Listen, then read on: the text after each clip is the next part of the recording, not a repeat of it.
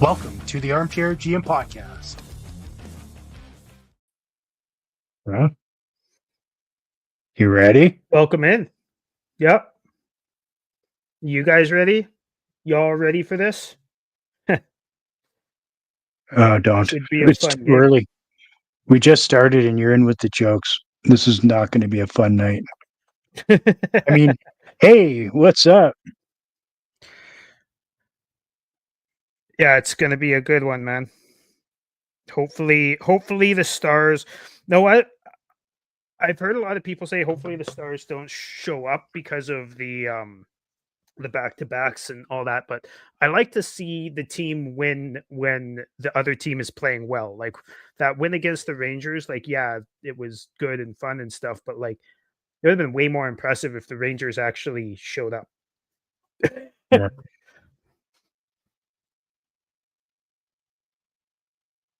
I'm just gonna share everything again here, and we'll get into it. There we go.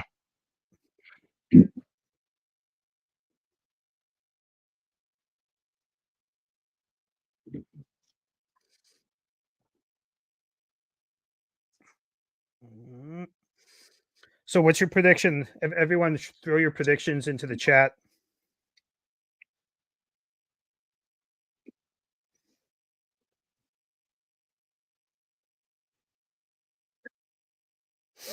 I've got. I think. I think Zeri's in for a big game. I think he's going to get 3 points, a goal and 2 assists, and or 2 goals and an assist. And the Flames are going to 5-2, 5-2 or 5-3. Well, What do you think? I mean, that's bold. I feel another overtime coming on. Thinking it's probably going to be Kadri again, right?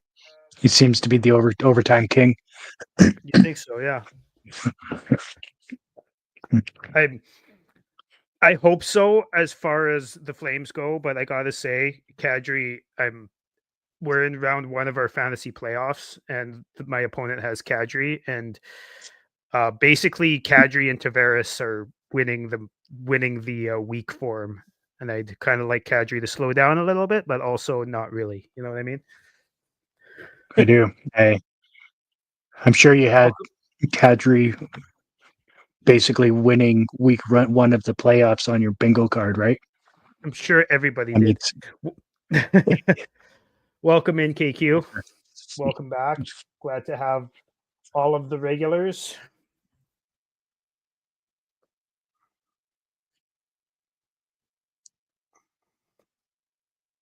this is almost a crying shame, right? I've got thousands of dollars worth of audio equipment in this room, and I got to watch the game with mute.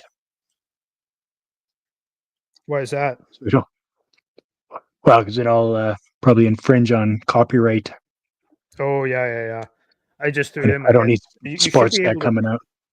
You should be able to put it in your headphone. Oh no, because right, I'm watching on the same device. So Yeah.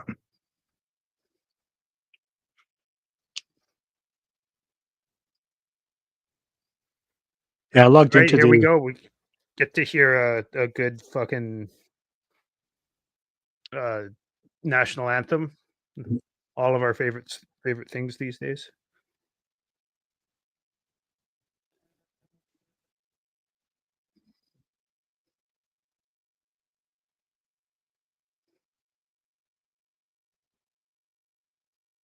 I suppose the ultimate question is: Are we synced up as far as where we are in the game? Because we know how different streaming devices will be anywhere from 5 to 30 seconds apart. Yeah, it's gonna be weird. Everybody's delay is different. Mine's usually a Yeah, couple seconds off. We usually have Matt in our chat, in our Flames Hub chat, coming in and saying, "Oh yeah, yeah, somebody scored" or something like that. Like 5, 10, 15 seconds before it happens. Yeah, there's been a few times where it's been a good 30 seconds. I'm pretty sure Matt is from the future. Well, is Winnipeg the future, you think? It may be the exact opposite. I don't know. I think it is the exact opposite. Yeah, I don't think I've ever said that in my life. Winnipeg is the future. Wait a minute.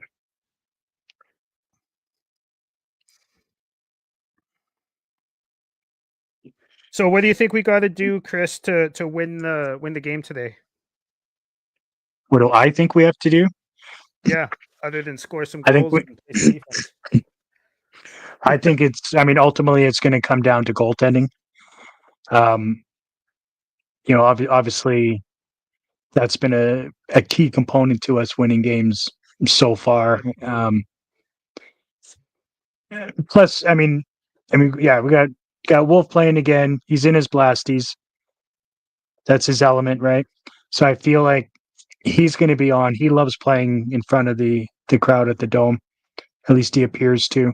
He gets right amped up for it with the crowd. So I think he's going to have a good game. But I think also what's going to be needed is we're going to have a whole bunch of guys that are going to have to play Michael Backlund hockey with some good defense because not having him there has been noticeable, right? As far as he's in defensive. Today. Is he in today? Yeah, he's in today. I didn't know that. Sharon Govich Jesus, is out. how did I? Oh yeah, you're right. Yeah. Govich got the healthy scratch. I forgot about that. Quite frankly, he should. He hasn't been good this season at all. I mean, he's pretty much healthy scratched himself for majority of this season. At least his play on the ice has shown that. Stars are 7-2 in back-to-backs. That's crazy, actually. That's a really good back-to-back record. But man, they have so many layers of offense. The Stars are like, their roster is like nuts to look at. Yeah. Like the fact that they just traded away Logan Stankoven and they look better is nuts. Is Raz in? Last I heard, I was listening to the radio about half an hour ago, and they said that they think he is, but they're not positive. I guess we will see shortly. They're about to drop the puck here. He's listed on the NHL box scores, so I'm hoping he's in there. Yeah. Also, anyone watching, make sure you share this with your friends. Let them know that we're here doing this. We'd like to have some more people in here, as many as possible. All right, here we go. Back's taking the opening face-off. Sweet, I love this. I'm like 12 seconds ahead of you. I get to be from the future. My name's Chris, and I'm from the future. That's funny. My thing says it's live too. Mine says future.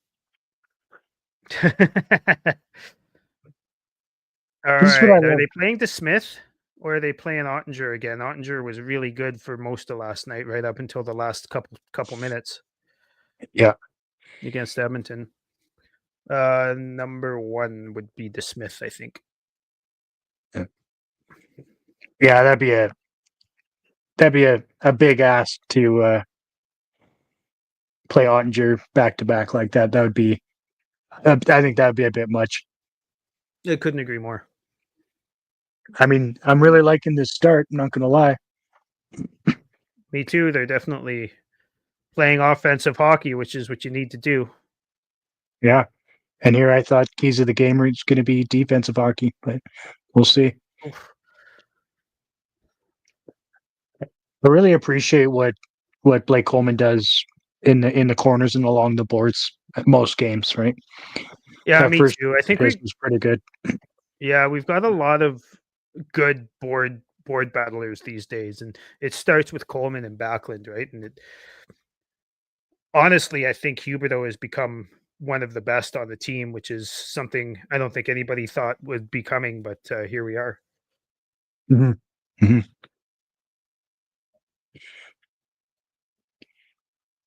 Thank you. Did were you watching a lot of or listening to a lot of the Fan 960 when Peter Marr was our guy? I'm just wondering how you feel how you feel the comparison is between Marr and Derek. Derek Wills.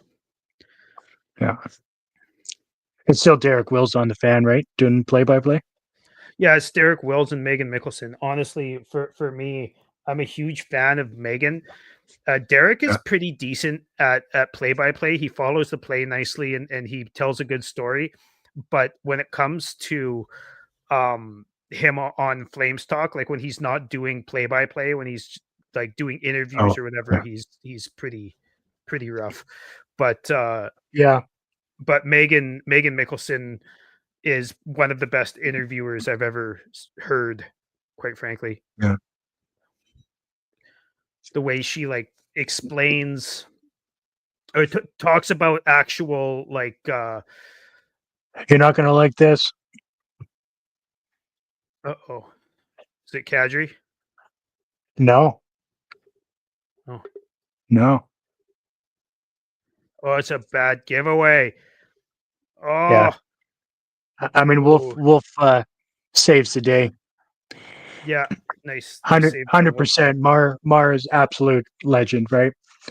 I mean, there's a reason why he's sitting in the broadcast Hall of Fame. He called the game like no other. Well, there's also How's a that? reason that they call the broadcast booth the Peter Marr broadcast booth. For sure. It's gonna those are some tough shoes to fill, right? Like I'm not even sold that there's many TV guys who are as good as Mar is these days, or Mar was Yeah. these days. Yeah. Yeah, I agree. I'm not. I mean, obviously, as far as the TV goes, I'm still really missing Rick Ball. Me But too. I was actually talking to somebody about Mar earlier today, oddly enough, and Yeah. one thing I used to really like about him is he had excitement for both teams when something exciting was happening. Right, he's not one of those homer callers that'll just be show excitement for the home team and just be dull and boring for the other team. So it's one thing I've always appreciated about him. Yeah, Ball was the same for the most part. I found I was actually listening to Rick Ball. I was watching the Chicago and New Jersey game yesterday, and he was just he's excited when New Jersey scores. He's excited when Chicago scores. I miss Rick Ball, man. Yeah. Honestly, I don't mind Abbott, He's very good. but Millen brings him down. Ball was able to overcome Millen's boringness, but yeah, here we are. So I've always liked Millen. I'm not a fan of Kelly doing the play-by-play because he just goes on tangents and all over the place. But He talks about a save he made 30 years ago that's completely inconsequential for half the game. well, then yeah, right. Then he gives himself an inside joke that only he's laughing at, but it's yeah. At least he's got personality. That's my thing about Millen is the personality is lacking. Yeah. What do you guys think? Here we go.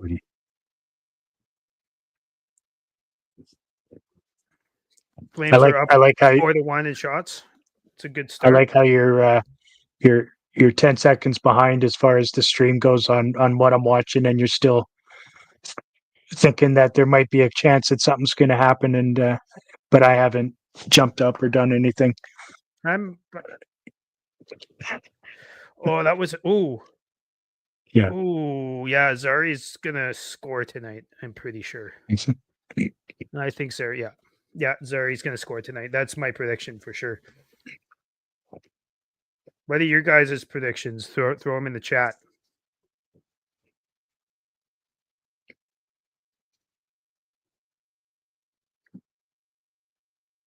I've got 5-2 Flames.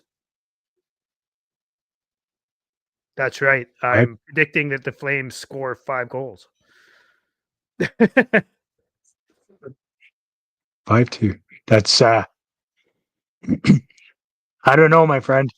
That's a tall order. See, I'm thinking I'm thinking the good old 4-3 in overtime. Kind of just to pay back Dallas for what they did to Edmonton last night. Yeah, I mean, that would be nice. I support what they did to Edmonton last night, but I do too. I don't really support them coming back, like the Oilers coming back and almost tying it near the end there. right.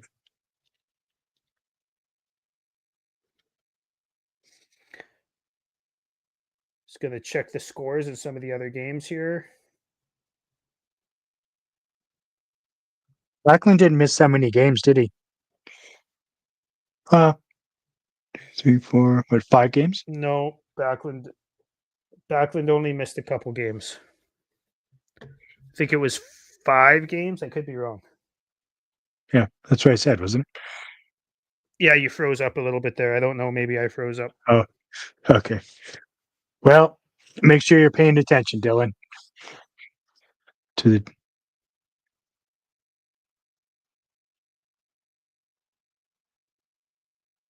Oh, yeah.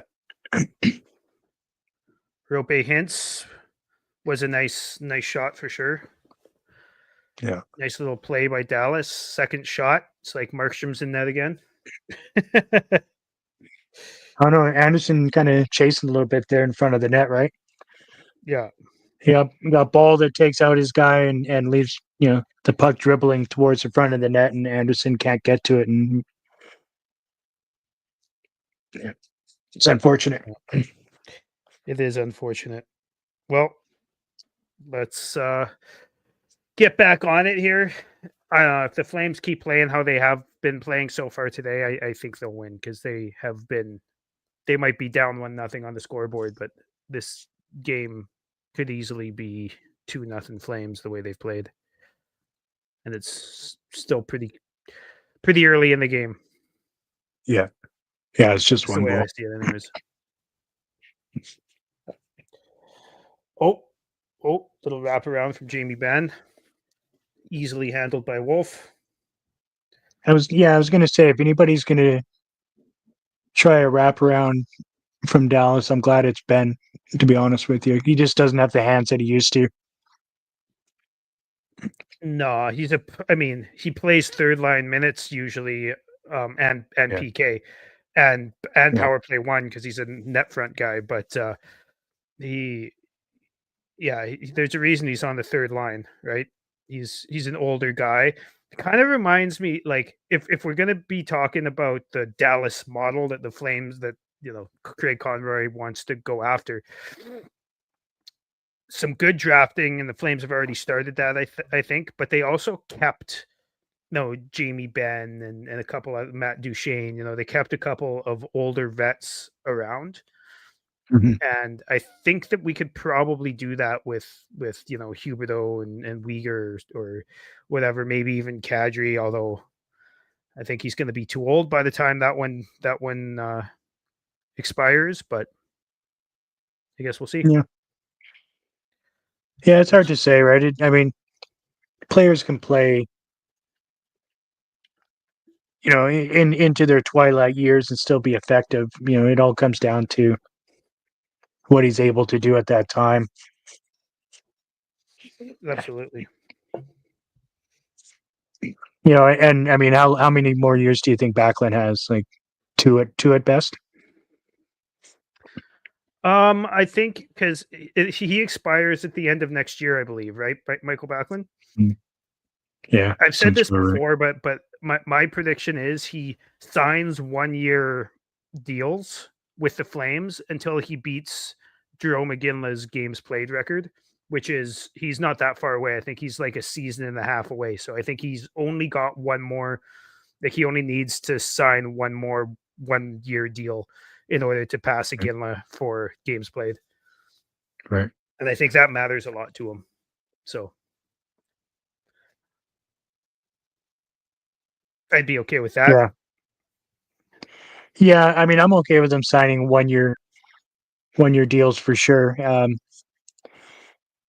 obviously, like his contract right now that expires at the end of the 25-26 season is 4.5. But if he's going to sign 1-year deals at, I don't know, 2.5, I'm perfectly okay with that. Yeah, that's the way I look at it too, and same with um I'd also be pretty okay with him breaking that record. I think it would be a fun thing to watch. Yeah. Holy smokes, Miko Rantanen's got a shiner from getting pelted with a Like, puck the other day. that'll do it. Yeah. That was my one good puck to the face hit me in the eyebrow, and my eye swelled shut within seconds Yeah. when I was younger. Ooh, that's no good. It's Of course, happened that with was baseballs before. a few times for me. Yeah. Um, but yeah, back to the Backlund situation. When he signs another 1-year deal, if he does, Mhm. which is what my prediction is, like I was saying, um, I'd like to see him play fourth line minutes because we won't have Rooney. And you can throw Backlund, like even in a couple years, he'll be a great fourth liner and he'll be a really good PK guy. So first over the boards on the PK and and not first over the boards 5-on-5, but you know what I mean. And at like Yeah. whatever 2 or 3 million or whatever, that's perfectly okay with me. Mhm. Yeah. And then you're not blocking younger players and younger centermen from getting the experience, right? If he's on the fourth line. Yeah. Yeah. But I mean, No, I for still sure. think he's a great third liner currently. Wow, Klapka with the Jets there beating out the icing. That was good. He's uh he's shown a couple of good plays there where he's really picked up his speed and looks decent. Yeah. Lames up 7-3 in shots halfway through the period. Dallas up 1-0 on the scoreboard. I do think the Flames have outplayed Dallas pretty significantly throughout most of this game so far. Just got that really nice shot on Dustin Wolf from Rope Hintz and scored. But here we go. Kadri trying to wind up into the offensive zone, turns around, tries again. On the ice with Coleman and Zary, which is strange.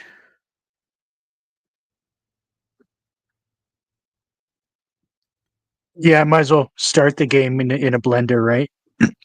Right?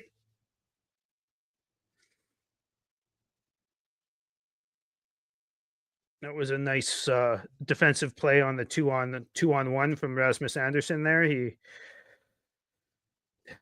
kept kept the passing lane from being open, so the guy only had a shot and Wolf easily handled it. Yeah. Who replaced Sharky tonight? Michael Backlund replaced Sharky tonight. KQ. Kane comes back from injury and replaces Sharon Govich, who quite frankly should probably be a healthy scratch for a few games here. He's not been good. Unfortunately, I'm a huge fan of his actually, but he's been hard to watch.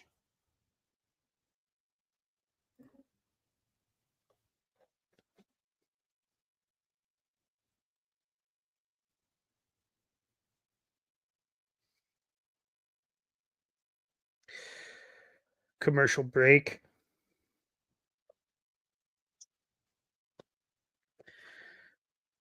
Yeah, Zary's looking good tonight. So is I'd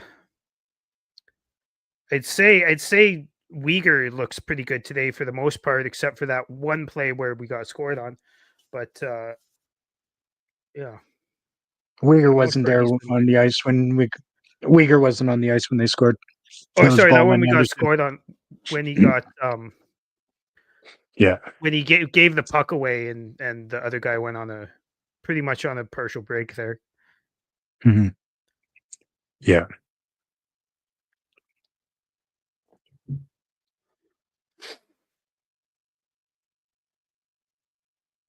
Well, thanks everybody for joining. Make sure you put your predictions for the final score of the game in the chat.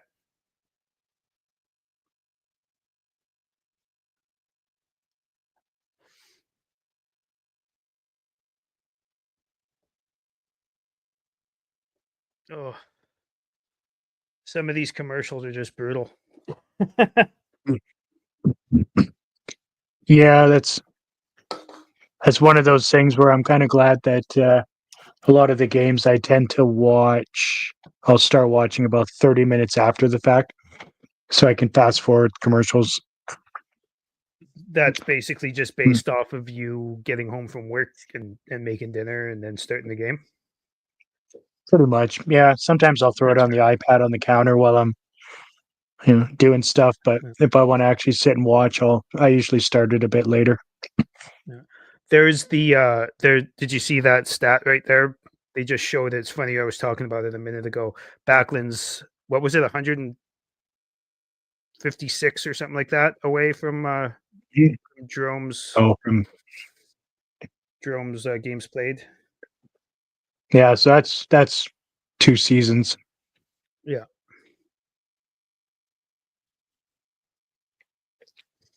So yeah, he's signed for next year, and if he plays all season next year, and then signs a 1 year deal, plays all those games, he could probably beat that record pretty quick. Nice. And I don't know if that's Right. just regular season games. He could also, if we make the playoffs or whatever. Ooh, Uyghur's not Right. happy. Yeah. Picking Yeah. on a guy Gotta who's love got his bubble. yeah, punching a guy in the face has got the bubble on. That's funny. I mean, when and if Backlund gives up his the C, I still think Uyghur needs to get it. He's really showing how much of a leader he is on the ice and I off the totally ice. agree. I totally agree. And he takes a lot of he gives himself shit when he's bad, which is good too. But Yeah, that's rare. and Honestly, counter. he gives himself shit more than he deserves, I think. Yeah, well, yeah. I mean, he shows that accountability, which I mean, I think a lot of guys, not necessarily just on the Flames, just within sports in general, should take heed of that type of messaging. Yeah. That's like that's one of my biggest gripes with Kadri is if you listen to him talk in the media, if the Flames win, it's all me, I. But if the Flames do badly, it's all the team was bad, even if he was Mhm. bad. They're like that's why I don't want him to be captain. He's been awesome offensively lately. He's been fucking lights out. It's actually been really fun to watch, but I I do not see him as a leader, at least not a good one. Yeah, I would tend to agree. I don't think he's a leader for a few reasons, right? His tantrums on the ice are ridiculous. Oh, that thing against Um, Carolina was just miserable. yeah, it was. And I mean, he pretty much lost us the game in that scenario just from laying on the ice and doing his little tantrum afterwards and not getting back into the play, right? That's the type Mhm. of thing you see a 20-year-old do because they don't know how to check their emotions, and to have somebody Yeah. of his age act like that repeatedly is a bad look. Oh, I couldn't agree more. Oh, Wolf holding us in on the PK here. A Yeah. couple of really nice saves.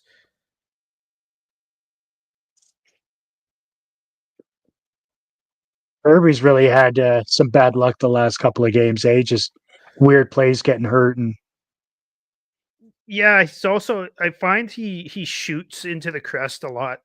Um, but sure. I do think he's got a really underrated work ethic. I really like his work ethic and battle level. Mhm. He reminds me a little of Mangiapane without all the falling. Know what I mean? Yeah, yeah. If we could get Mangiapane to stay on his feet as well as hit the net, God, he would have been deadly. It is so good. Thoughts on Klapka, Chris? I know you're a huge fan. I like Klapka too, but you go first on this one. I'm a big fan of Klapka for sure. I don't know that I see him in a middle six role. I think he's gonna likely remain in a bottom six a number of years if he's able to stay in the lineup. I think he's pretty much one of the perfect guys you want on that fourth line. He's got the size. He's not afraid to hit. He's got speed. He can muck it up and create energy. That's pretty much all you want in that position. I really like him in front of the net. I'm not so sure about the hitting thing. I don't think he hit enough, considering he's humongous, how big he is. You know what I mean? Yeah. So gonna be a kick. I don't know. That's right. Right. There's your goal from Zary, right? Yeah. Yeah. He's going to get a goal even if he's got to boot it in. I don't think they're going to find kicking motion, but we'll see on the replay.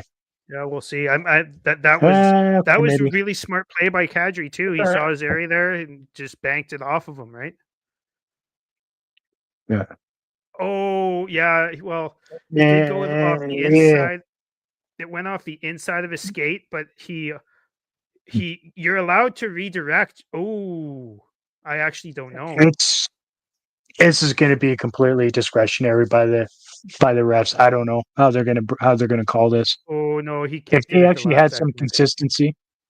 Yeah, I think he did too. Yeah. What do you guys think? Welcome back in. Oh, yeah. Thanks for coming.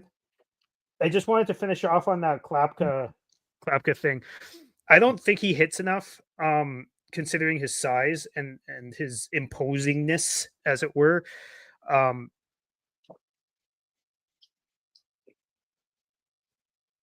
Call on ice is a goal, plays under review. But yeah, I really like him in front of the net. And I think he's got underrated hands. We've seen him deflect a couple of really nice goals in the past. And like when he gets going, his skating kind of reminds me of Lucic, where it starts off really slow, but then once he gets going, it just he goes. You know what I mean? Yeah. Yeah, I think once you get the train going, right? And if you could get him some sessions with Danielle Fujita, who helped out Coronado, Zary, Tanev, like a whole bunch of guys, really credited her with helping them skating, helping their skating. So if you could get Klapka a couple of those, that'd be nice. Tuck thinks it'll count. We're about to. And I think Chris already has the decision, but wah wah wah. Oh, no goal. Boo. Boo. Not a fan of that. I mean, I do think at the very end he kicked it a little bit. If he, yeah, I'll have to agree with that. I don't like the rule. Goalies have a shitload of pads on, and like I understand what happened to Clint Malarchuk back in the day. He's actually a good friend of my dad's. I think my dad was the best man at his wedding, but I'm not a huge fan of that, because I do think that that's a skilled play, what Zary just did, right? He purposely put the puck in with his foot, and as long as you're not in the crease, I don't see why that shouldn't be a goal. But the rule is the rule, and that was a kick, in my opinion. I always come back to that goal that was called off against the Oilers in the playoffs for Blake Coleman, and how they can justify calling it a kick when he was on one skate. Yeah, that one was bullshit. Being pulled back by the Edmonton defender, and they still say he kicked the motion or kicked the puck in while on one skate. I mean, that's some hell of ability right there. Yeah, and like honestly, you listen to like 32 Thoughts, or like I listen to a ton of podcasts, right? If you listen to 32, they bring that up all the time. They bring Coleman's goal, not just them, but I like all of those podcasts. The Athletic, like they bring up the Battle of Alberta a couple years ago, whenever they're talking about disallowed or the flakiness of the kicked in goal calls, right? Yeah. They bring up that Coleman goal from the Battle of Alberta that was deemed a kick when it clearly wasn't. Again, I've every angle I see of this now, I agree it's a kick. The for Zary though. Yeah. I mean, he definitely, I mean, for me, a kick, you need to have your skate off the ice for a kick. I think guiding it in with your foot is different, but I understand why they called that off. But Yeah. I don't necessarily agree with how they interpret it. It is interesting how we just had that big break and ooh and then they start with the fourth line on the ice. That kind of confused me. But Yeah. well, Tuck, maybe Tuck to agrees. settle things down. Yeah. Tuck agrees that that's a kick and that Coleman's was not. Yep. That is I can 100% agree with you there. Tuxedo.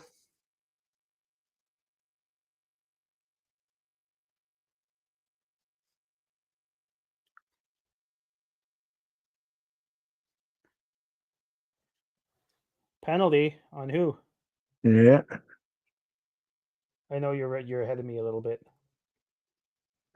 I mean, I'm not, for fuck's sake, to tell you. Pospisil. Wonder what's going on. Interference. Let's see the play. It's just interference, but I mean, yeah, I mean, I don't know. The guy kind of got in his way, but he also, I feel like if he didn't put his stick up to brace himself, he Yeah. probably wouldn't have gotten the call, but he made it look like he was trying to hit him, even though he wasn't. Yeah. Know what I mean? Yeah. Yeah. Exactly. The hands go up so he can not take the brunt of that.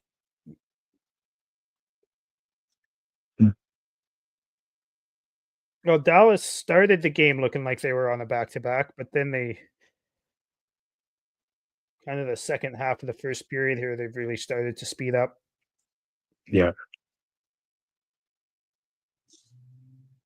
Oh, Wolf is everywhere. Holy smokes!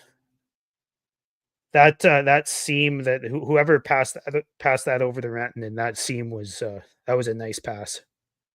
Yeah. Then he fired it hard too. Who was it? Oh, and he put it right through Ball's legs. Whew, that Yeah. was close.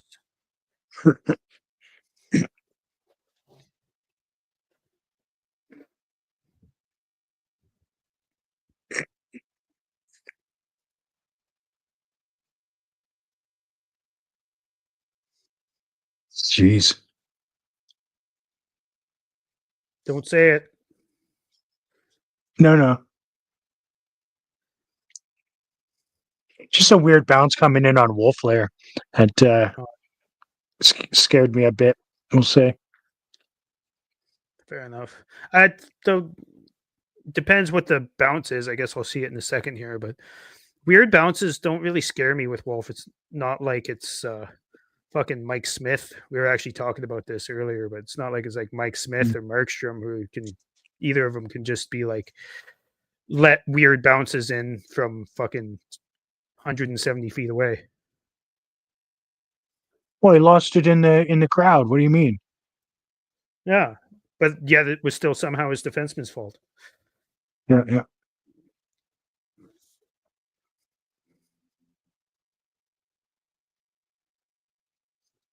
Oof.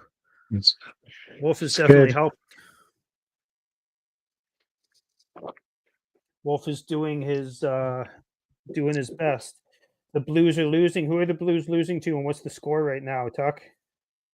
It is good when the Blues lose, that's for sure. The Blues lose. They are losing. Oh, to the Preds.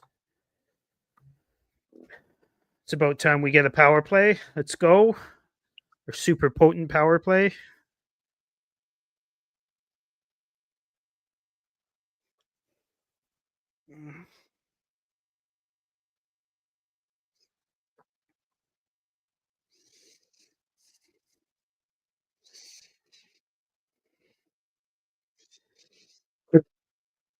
Uyghur really fighting hard to sell a call there. Yeah. It's a veteran move by 52, right? It's, Yeah.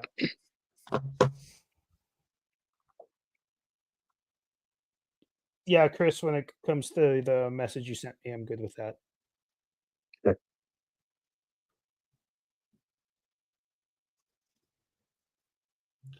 Holy crap, Utah is losing 8-0 to the Lightning, which as you I would have predicted. don't hate because I have 3 Lightning players on my fantasy team and I desperately need to go up here because frankly, I was getting ruined before today. I am still getting ruined. Actually, you were up when I was looking earlier today on Matt. Yeah, and then I got involved in my day, and just 3 minutes ago discovered that I didn't set my lineup. So that'll Oh fuck, that's no good. yeah that'll hurt my day. So So how about this, guys? Tortorella gets fired, and then Matvey Michkov gets a hat trick the next day with 19 minutes of ice. Go figure that playing your best player a lot is a good idea. Oh, Frost off the post. I really like Frost. He's not producing as much as you'd really like usually, but he's super he brings creative. yeah, he's creative offensive. Ooh, nice little pass by Yeah. Frost.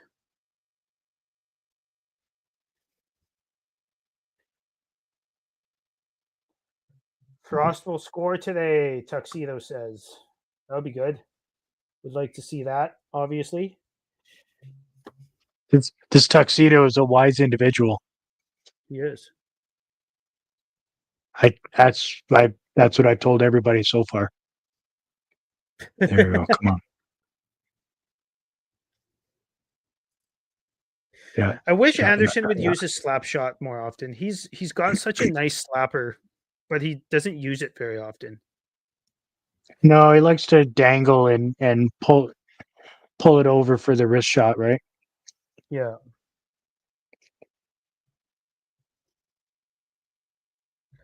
So obviously, the Calder conversation is going on, and a lot of people think it'll be Wolf, and a lot of people think it'll be Hudson, and a lot of people think it'll be Celebrini. I'm curious what you all think in the chat here, but just so everyone knows, like this Hudson kid, like yes, I do think it should be Wolf, but this Hudson kid is like he's only a couple points away from beating Lindstrom's rookie defenseman scoring record. Like that's nuts.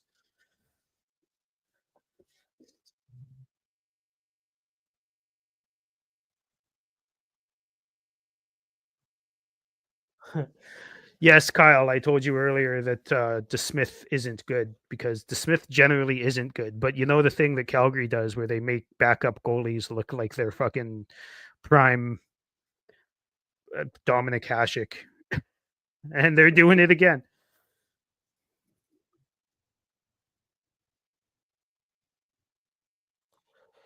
Tuxedo thinks it'll be Hudson, but he wants Wolf. I kind of agree with you. Again, I think it should be Wolf. I think if the Flames make the playoffs, it will be Wolf. That's my opinion, anyways. I've heard a few of the writers who have votes say if the Flames make the playoffs, they will vote him in number one. Yeah. I mean, it's going to be a tall order though, and we've got a couple of games on Vancouver and three on the Blues, so obviously that's going to help. But yeah, we need some points for sure. it's happened to us in the past, right? We kind of go on a bit of a heater, pick up 6 out of 8 points, or 7 out of 10 or something like that, and the teams that we're chasing all seem to win at the same time. Yeah, both So, Vancouver and St. Louis have been winning when we win and losing when we lose. So it's been a tough race. What's our chances of yeah. playoffs, KQ? I think I don't know what the models say or whatever, but I'd probably put us at about a 30% chance of making it. Yeah, it's a tough one, right? Because I mean, like if you look at games in hand and where we are, like we're currently 4 points out of a playoff spot, but we also have 3 games in hand in that 4-point gap. Vancouver is 3 points back, and they have 1 game in hand. So, I mean, by rights, we're in a better position than Vancouver, but Yeah. it's all going to come down to these very important games. Like tonight is, in my opinion, if they want to keep their playoff hopes alive, they're going to need to win this game. I agree. We're getting down to that point too. Like I don't know how many games we have left, but it's got to be around 10. And I don't even if the Blues lose tonight, I don't see them losing a lot. Like, man, they're ever since they changed their coach, they've been fucking flying. Yeah. They I think we have I 11 mean, after tonight. what's that? Sorry. I think we have 11 games after tonight. Yeah. Like the Blues literally brought in the winningest head coach in a single season in the past. I think it's like 30 years or something. Jim Montgomery, right? Mm. So, and they've been showing it ever since he showed up. Is it still realistic to make the playoffs? I think it's realistic in the fact that it's not like too much of a stretch, but I don't think like I said, I think it's probably around 30%. Yes, we do absolutely need to win this game. Our margin for error is 4 games we can lose.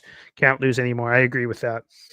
Well, it is the intermission, and I think we should throw up a ad. So bear with us, please, and let's get this going, Chris.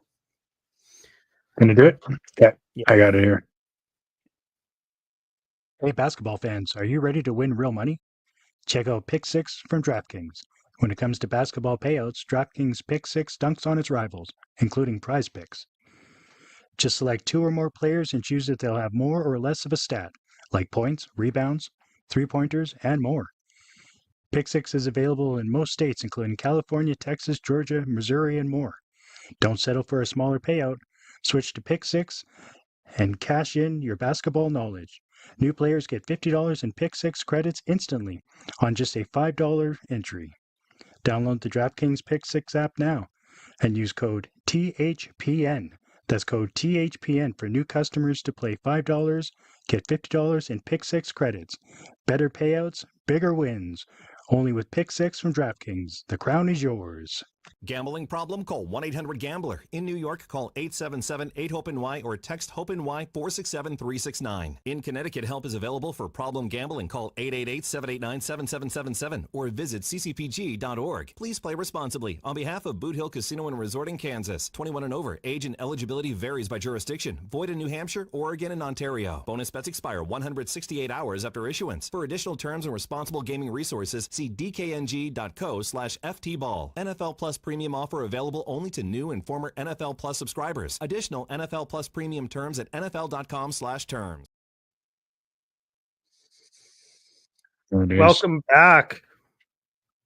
I'm curious what everybody thinks, how the Flames have been playing so far today. Personally, I think they pretty much dominated the first half of the first period there, but unlucky to get scored on. And then once they did, the opposing team really started to fly. And when the Dallas Stars start to fly, like, oh, they're dangerous. Like I was saying earlier, Yeah, they have too much talent. Oh, Absolutely. We can't let them in the game and start to dictate the play like they did in the second half of that first.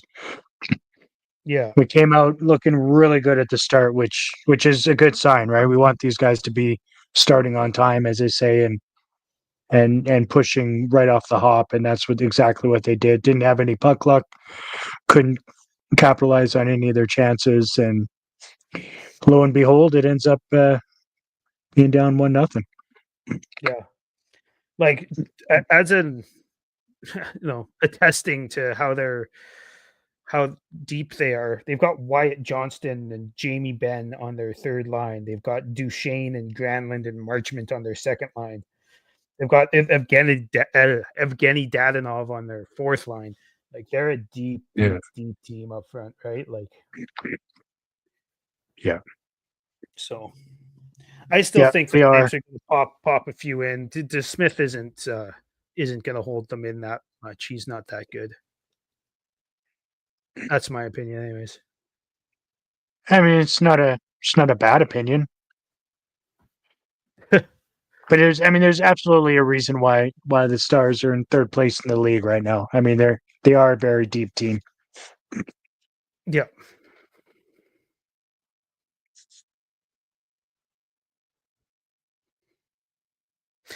Yeah, I agree with that.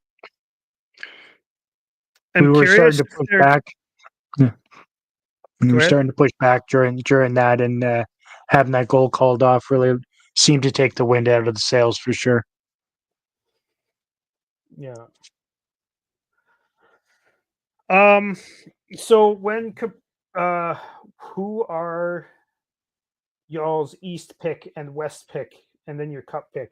Honestly, I don't know for my West pick right now because it was the Wild, and Kaprizov just started skating, and so did Eriksson Ek, but they've been out for too long, right? At the beginning, maybe the first quarter of the year, I had the Wild actually going all the way, but fuck, probably Dallas. Honestly, be either Dallas or Vegas in the West. Probably Dallas, and East. Wouldn't Dallas, Carolina be fun just with a Mikko Rantanen trade? I really don't trust Carolina. Sorry, go ahead. Yeah, I don't know about Carolina either. I mean, they're a hot team and they're playing really well, but I mean, like, who knows, right? It's like, how's Brind'Amour going to get them prepped for the playoffs? They may be a very tough out. You never know. Yeah, I still think Tampa, the Panthers.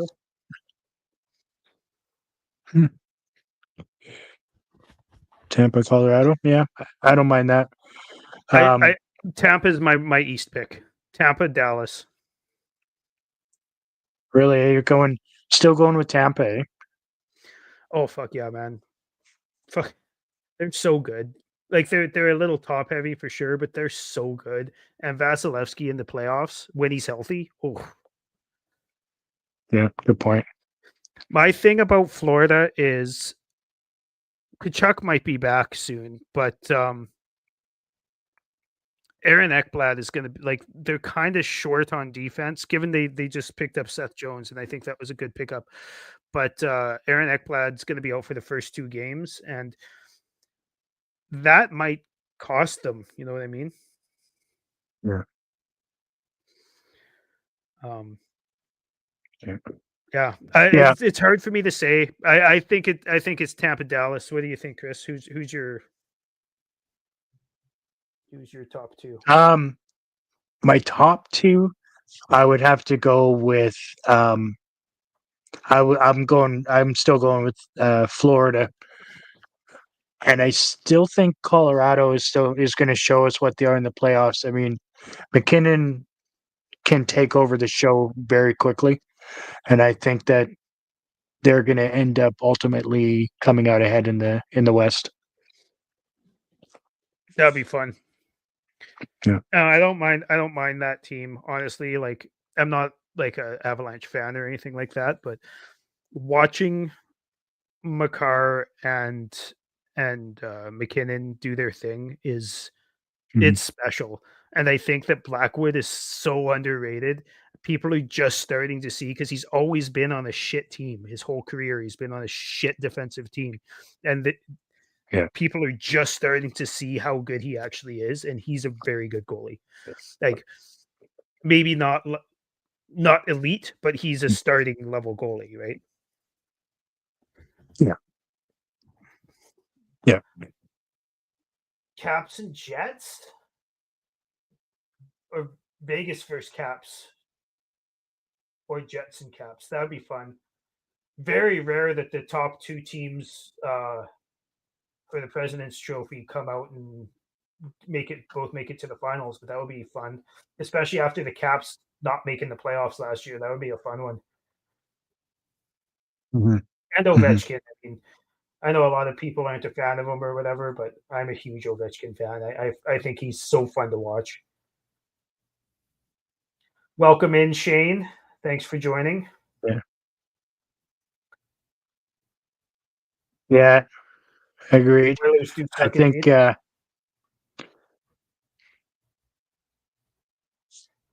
I would tend to agree with Shane on this one for sure. Yeah, me too. Me too. I agree. Yeah. And Oilers are buns. Oilers are buns. Tuxedo, I take it back. You're no longer the smartest person I know. Maybe that's just the PC way of the Oilers are ass. Is that what we're going for? Maybe. Edmonton is in for a rude awakening. That's all I know. They've taken several steps back this year. I couldn't agree more. And like, obviously, we're a Calgary Flames podcast, and we're gonna shit on Edmonton because that's fun. But and everybody and their mother says this, but like I said this the day it happened. Broberg and Holloway, that was a mistake. They should have, like, especially how Broberg played in the playoffs for them last year. They should have matched both of those players and figured it out later. I'm pretty sure they didn't have the cap space then, but it's the summer and you can go over the cap in the summer. They should have figured it out later because what they're missing is a solid top four defenseman and some speed on the wing. And guess what those two guys are? Solid top four D-man and there's some speed on the wing. They're also missing a goalie, but now that Stuart Skinner is out, I think that they'll be better because Stuart Skinner is what's the word? Buns. That's right. Buns. We're gonna use this for a while, Tuxedo. Just so you know, I think I'm gonna save this one for later. I love it. All right, I'm gonna step out for a moment so I can get ready for the second, and I'll be back uno momento. Go for it. I'll hold the fort. Oh, nobody wants to see that. Fuck. Stuart Skinner is ass. Yes, he is. And I don't understand why the Oilers haven't gone out. Like, look at all the goalies that changed hands this offseason or like last offseason and throughout this regular season. Why weren't the Oilers in on one of those?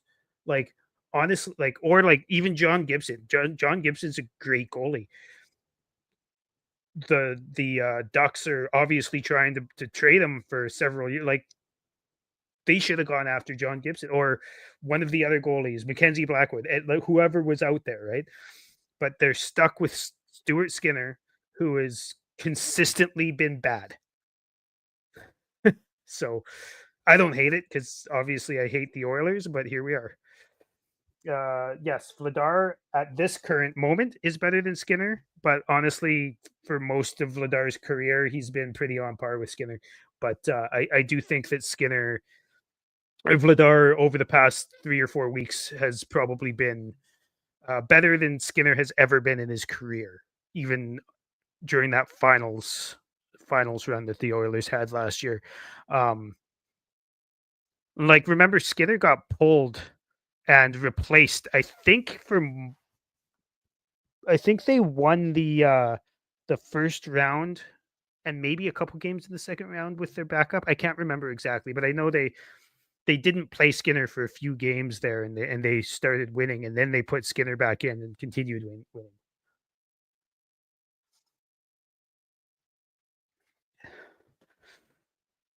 Oof. This has been a good game so far, though. I know the Flames are down, but the honestly, I think they've been the better team for more than Dallas has been.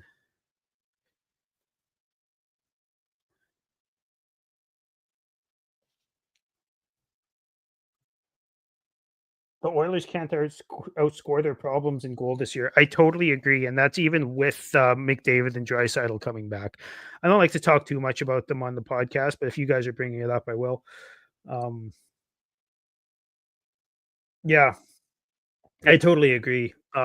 Especially with Evan Bouchard costing them goals every game and not being as good offensively as he was last year, and him getting all of the minutes.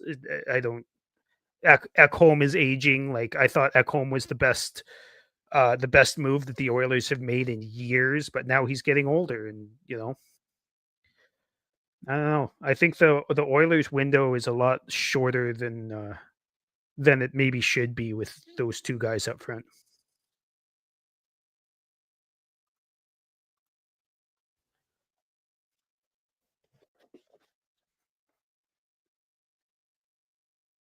Oh,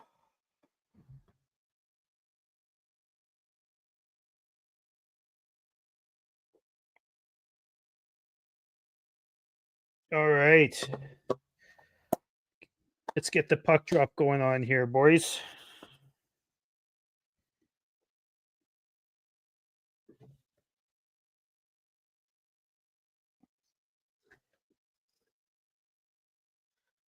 Where do we find scoring long term? That's a good question. Honestly, I think the draft. I also think that now that the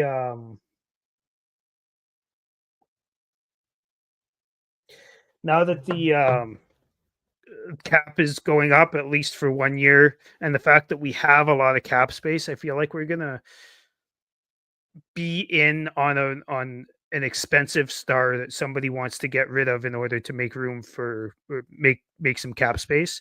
I feel like that's where we're going to get some offensive punch. I also think that I don't think Sharangovich is going to be this forever. I think Sharangovich is going to be much better throughout his contract than he is currently. Um, but again, I'm a huge Sharangovich fan. It's been really tough to watch this year, but that's where I think we're going to get scoring from. I don't think we're going to bottom out in the draft anytime soon. I was hoping we maybe would, but it's not looking like this team has bottom out, which is good because as much as I want to draft a superstar, I think that yeah, I think that it's good to have the culture that the Flames have right now, and you don't often hold on to that culture if you bottom out for a long period of time. You think Sharangovich is hurt, Shane? I kind of do too, honestly. But I mentioned this on the show, I think last week, Chris. You might want to correct me on here, but Sharangovich reminds me of Sean Monahan that year that Monahan did not get shut down and then had to have like 3 surgeries in the off season, and he just looked so bad for that whole season because he was hurt and he wouldn't let the team shut him down, or the team didn't want to shut him down, or whatever happened. And I feel like that's what Sharangovich reminds me of right now. Yeah, I see a lot of those comparisons too, to be honest with you. I mean, he looks tentative. He's tentative when it comes to shooting right now. He's tentative when it comes to getting involved in the play. He's just kind of skating around in circles away from everything, and that's not a good sign. Yeah, I agree. I don't want this to happen but I feel lots the Flames will be in on Ellers. Yes, I wouldn't mind that. Like the Flames, obviously, like we need a good quality center, and Ehlers is not that. But I mean, a little bit of playmaking would help too, right? Like Frost has a little bit to him, and Zeri's got a little bit to him. Huberto's got a little bit, but it's turned more into a power forward. Um, and Ehlers has some sick hands when it comes to making plays and scoring goals, and I feel like he doesn't get utilized properly by any of the coaches he's ever had. So maybe there's a common denominator there. I don't know, but I really like Nikolai Ehlers. I wouldn't mind that as long as it's not too much of an overpay. Mm. Yeah. Cheers, everybody.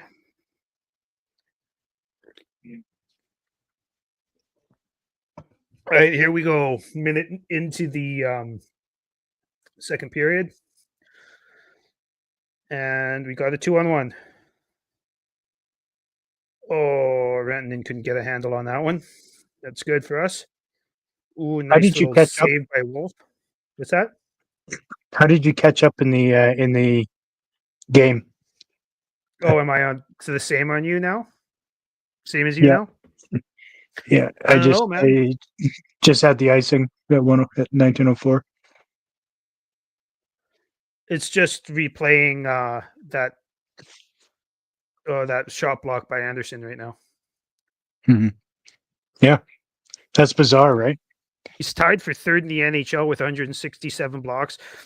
That's one thing I want to push back on. Like Anderson hasn't been great for a lot of the season, but people crap on his willingness to play defense sometimes, and I'm like, first of all, the dude is third in the league in block shots, and second of all, even when he like rushes into to play offense, he hustles back on defense. He really does. It's not an unwillingness to play offense, or sorry, to play defense. It's just sometimes he makes boneheaded choices when he's doing so. Yeah, I agree.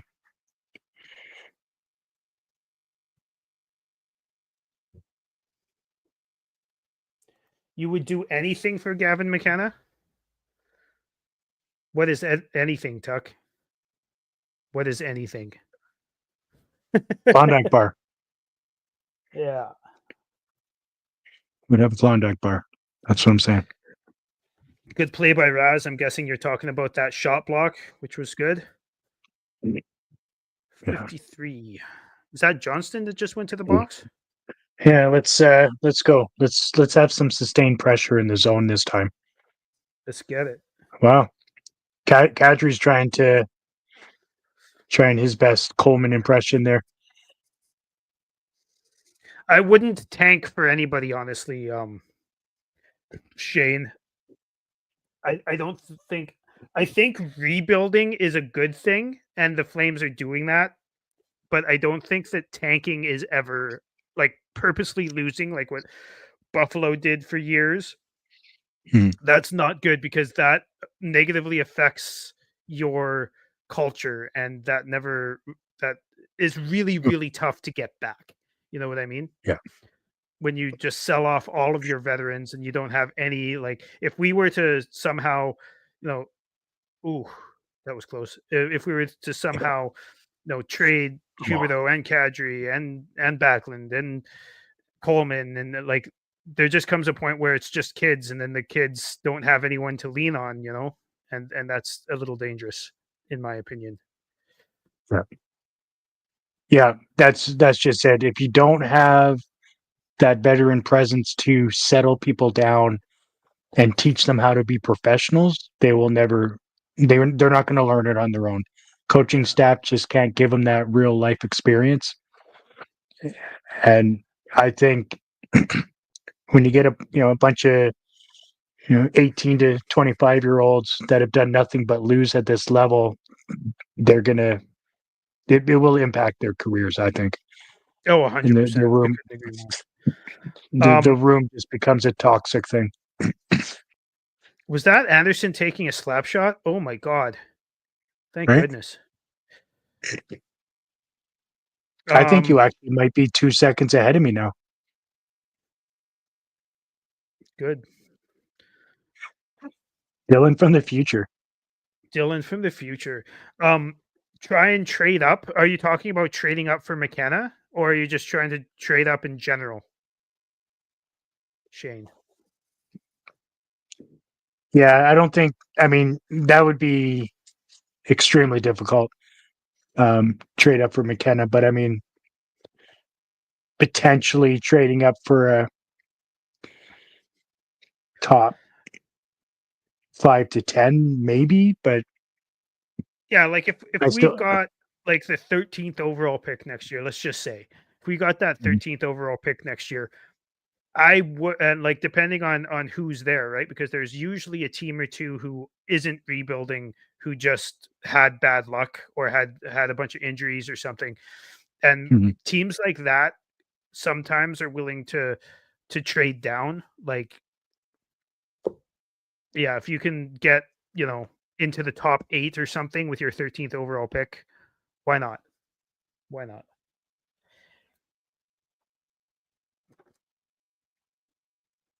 Yeah, the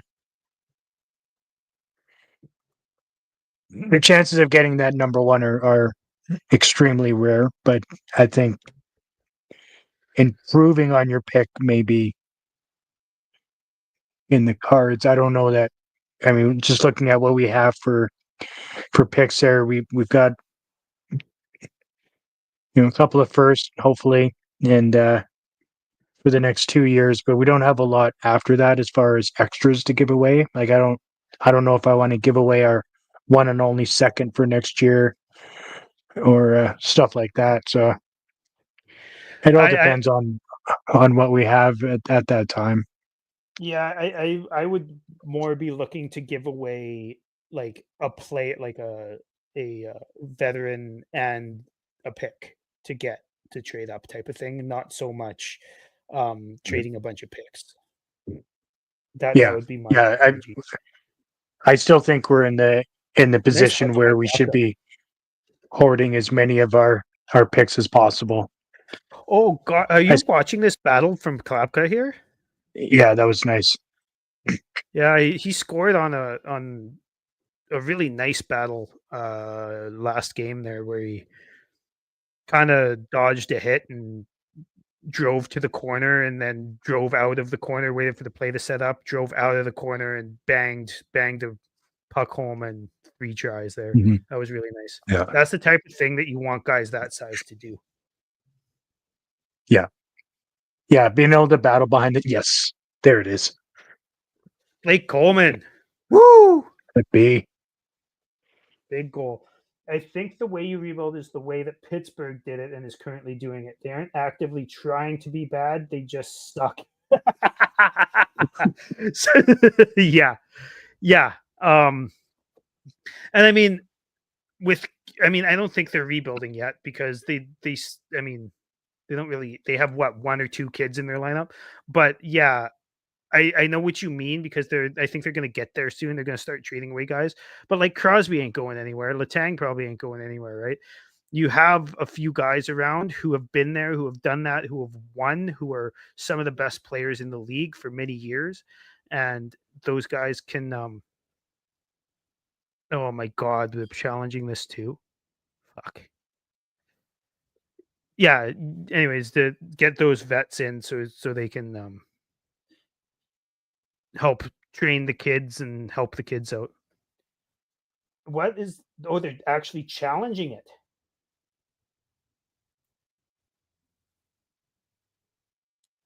I find it funny how they're zoomed into to the referees and they're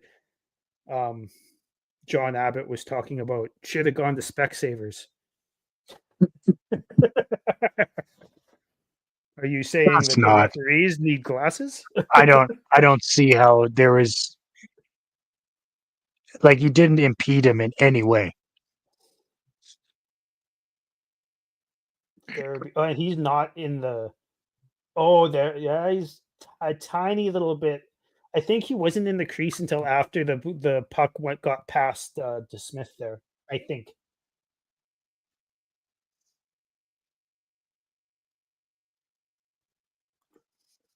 I don't think. I mean,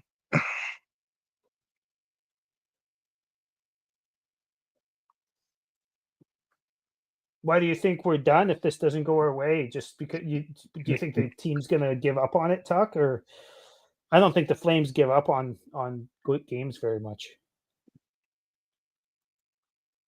That's one really good quality they have. all right, as a quick review. Fuck off. Come on. What the fuck? Yeah, Harvey's wiping his eyes. Come on. How did he impede him? I'm so and it's like not just from us, but it's like all the time with every game. You'll see like 7 or 8 like replays every night. Like, why? This is getting old. Let the game play.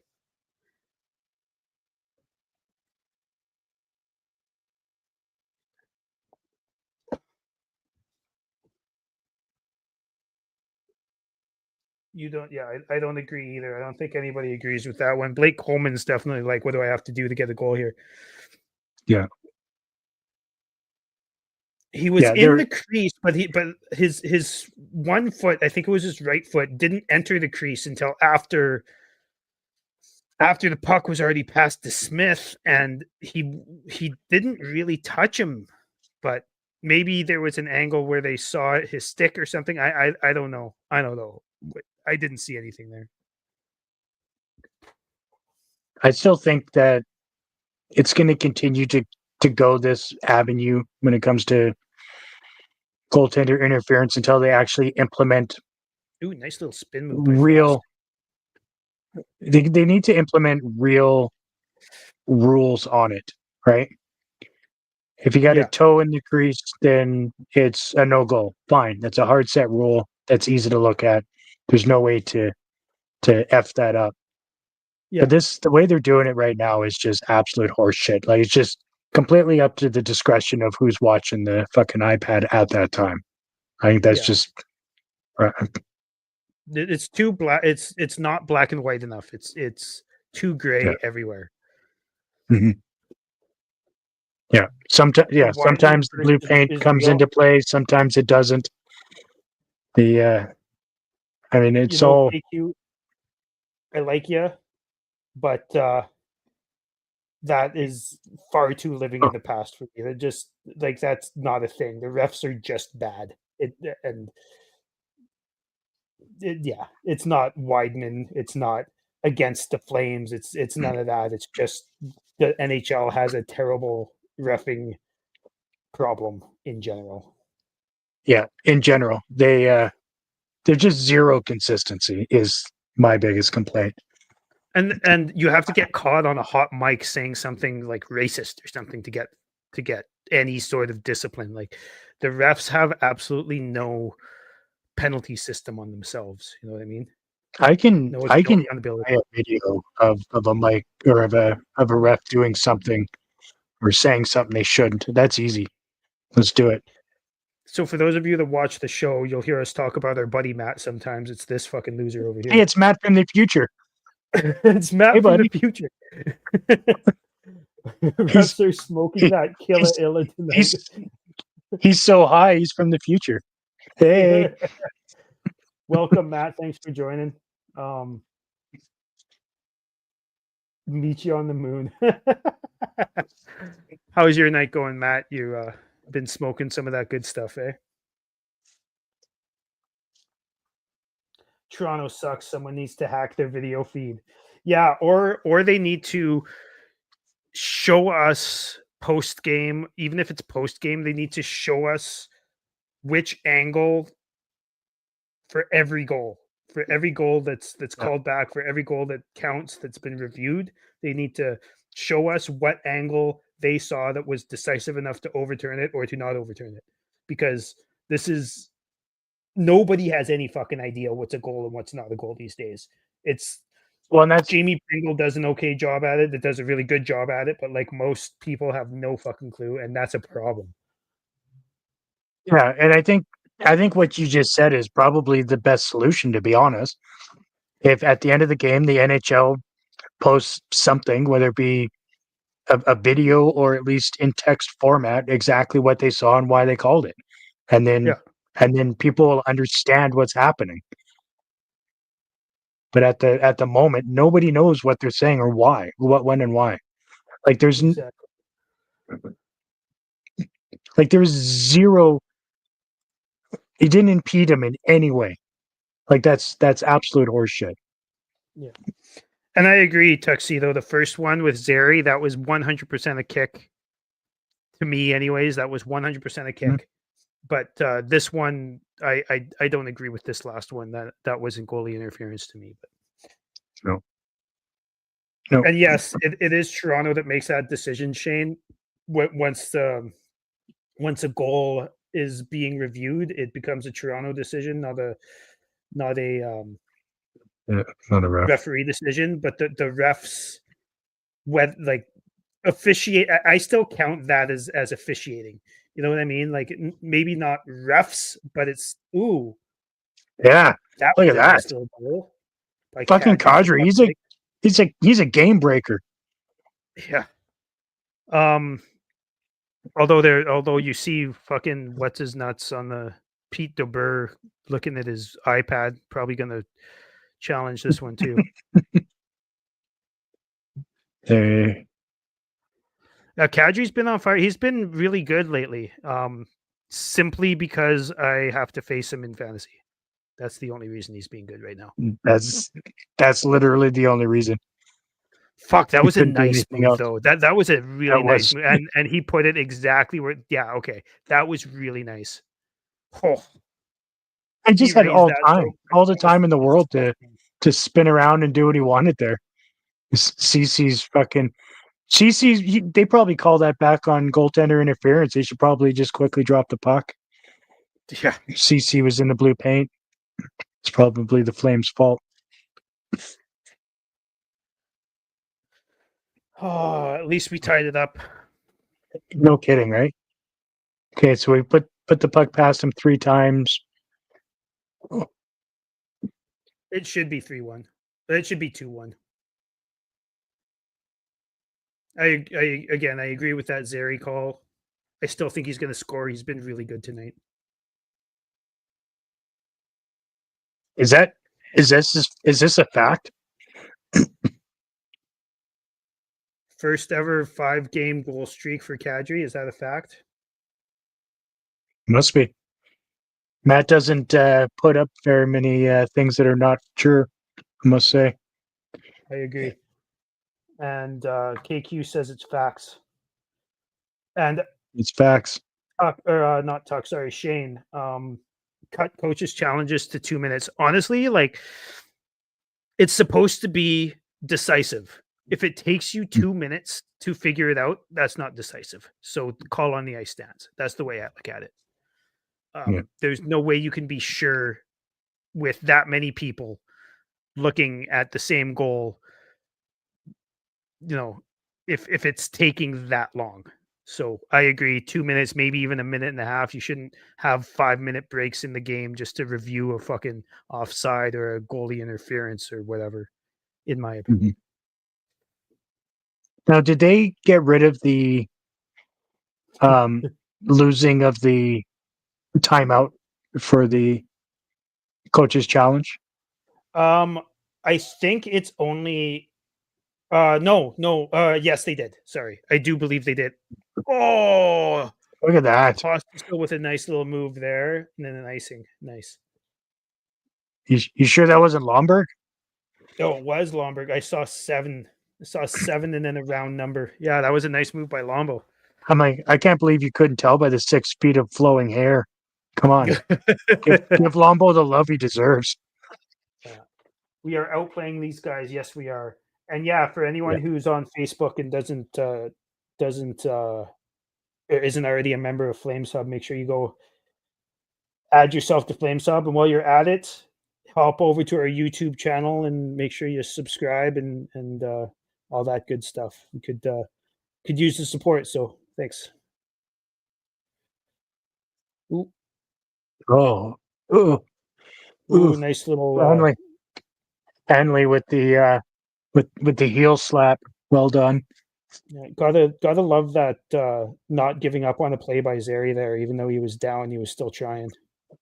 Yeah. There we go. And yes, we are outplaying them for sure. Cut it to 30 seconds. I think there is a fine line between, you can't be sure if it's not long enough, and you also can't be sure if it's too long. And if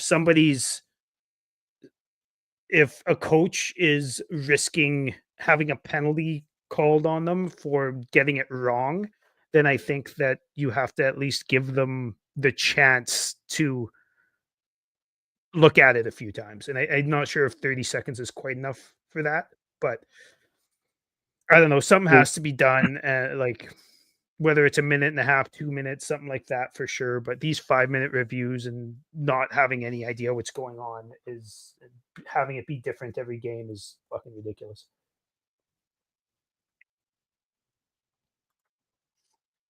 You think so?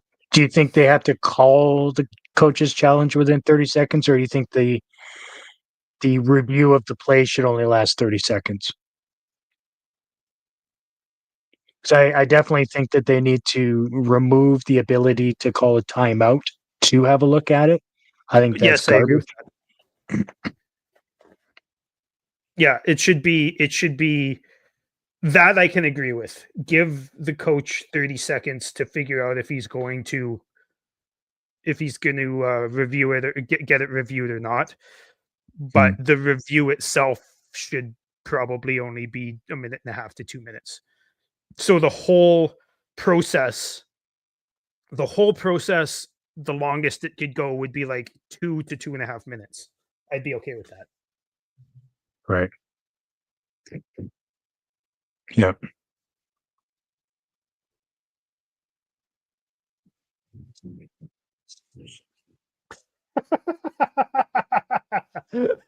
Oh, Matt, you've been smoking that good weed, eh, bud? Ooh-wee. How much do we have to offer Sheep Bedard and for Chicago not to match it? I think the highest you can go, Matt, I think I could be wrong, but I think it's 4 first-round picks. I think is the highest you could go, but I think Chicago would match it. Also, I think that's another year away. I actually wanted to get some of your guys' opinions on this one. Offer sheeting. I know Kyle's a big fan of this, but offer sheeting Maverick Bork. Dallas doesn't have any cap space coming up here, and you could offer sheet Maverick Bork this coming off season with not a whole lot. It wouldn't take an overpay, in my opinion. And they wouldn't be able to match it without making other moves. So, Right. And I think that kid's got a ton of talent, and he's a young center. I would like to do that. I'm curious what you guys think. And St. Louis is back up in their game. That's just awesome. Yeah. Yeah, they were down 2-1 just 10 minutes ago, so that's unfortunate. So there's your answer, Chris. Losing the timeout is gone, but you still take a penalty if you lose your challenge. I did not know it's a double minor for a second. I thought they just weren't allowed to do a second one. That's interesting. I think you should lose both your timeout and get a penalty, and you should only be able to do it once a game. I My agree. opinion.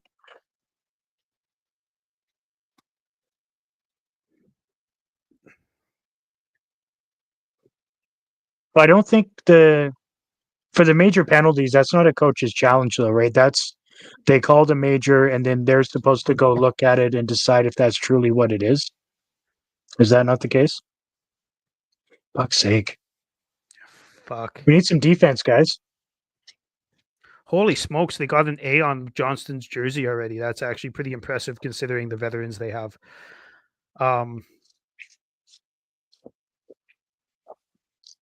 He got three chances at that. That was definitely Miramonov and Bean on the ice at the same time. That's what I'm attributing that to. Yeah.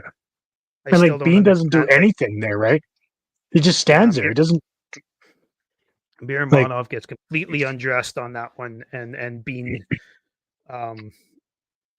does the old Pierre-Luc Dubois half-assed swat. Yeah, you can't allow the player to come between you and the post that easily. Like Wyatt Johnston. Wish we had a guy like him. Me too. Wyatt Johnston is good at hockey. I agree. He's nasty. Everyone loves Wyatt Johnston. I totally agree. Yeah. He's a good fucking player. Good young player. Dallas is so set for the future. Like they have Hintz and they have like 3 other guys who could become number 1 centers in the future. Yeah. They have Heiskanen and Harley's looking like he can be a number 1. Like they're so set. As their veterans start retiring, they're going to have really, really good players still.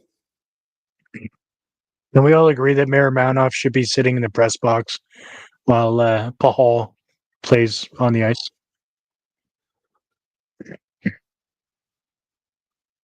I'm really sick of seeing I've been saying. Guy does nothing. Fuck. Oh, they scored again, for fuck's sake. You sure you don't have a couple of children there? Or what? I'm really enjoying your jokes today, Matt.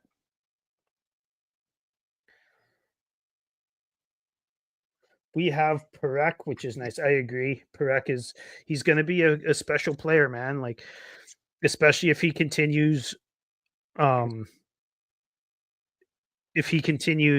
developing his two-way game, his defensive game specifically. I think his offensive game is probably already NHL level, and I'm really excited to see him play next year. And I think he will be playing next year for the Flames for sure.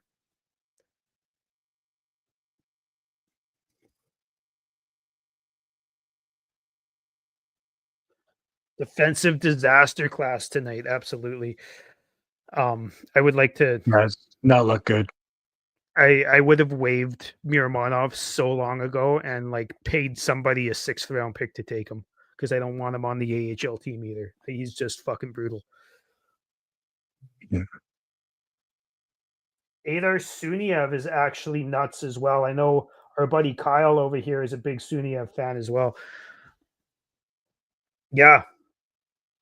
I'm pretty sure he's fairly big. He skates pretty well. He's been scoring nonstop in college, so he's pretty impressive. Matvey Gridin as well, or Gridin. I'm not sure exactly how you say that. It's either Gridin or Gridin. That kid reminds me a little bit of Iginla without the fighting. Obviously, I'm not going to say he's going to be Iginla or anything like that, but his game reminds me a lot of Iginla, just play style wise. So, and Right. and yes, we also have Rooney, which is always nice, I guess. All my homies hate Miramonov. You just go to the corner store and talk about Miramonov all day. How much you hate him. That's right. Yeah. Battaglia is crazy as well. Henry Muse is crazy. Like we have, I think, yes, we need a surefire number 1 center in the system. I don't think we have one. I think Zary is the closest thing we have in this anywhere in the system to being a future number 1 center. I think he'd probably be better fit as a second center. But when it comes to our wingers, we have so many strong wingers, Battaglia and Gradin and Basha and Hanzek, and like we've got strong wingers in the system, and they're all fairly close. Not all of them, but a few of them are fairly close.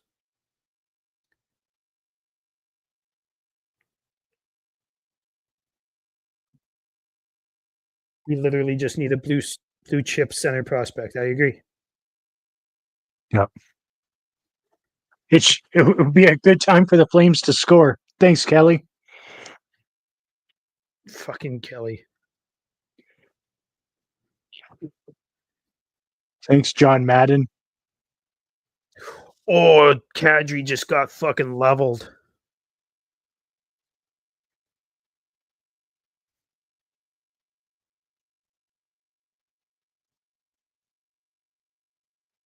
What is going on here? I had no idea where the puck was for like a solid 10 seconds. It was mayhem. Really appreciate everybody commenting and getting in on the conversation. It's been a lot of fun today. I'm glad this is working out pretty good. We might have to do this more often if we can.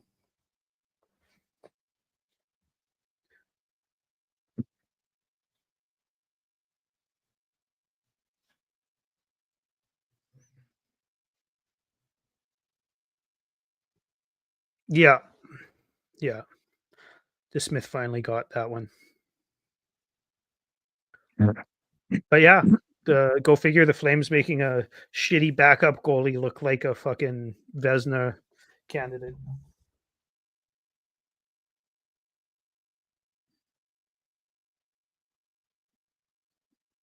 We're not very good at net front anything, right? We're not very good at getting in the way and just being a dickhead there. I do like how you put that. That's for sure. Yeah, I had to pause. Winnipeg got Jaeger for McGroarty. If it's possible to get a young center, just got to find the right deal. I expect a move this summer of some sort, hopefully. I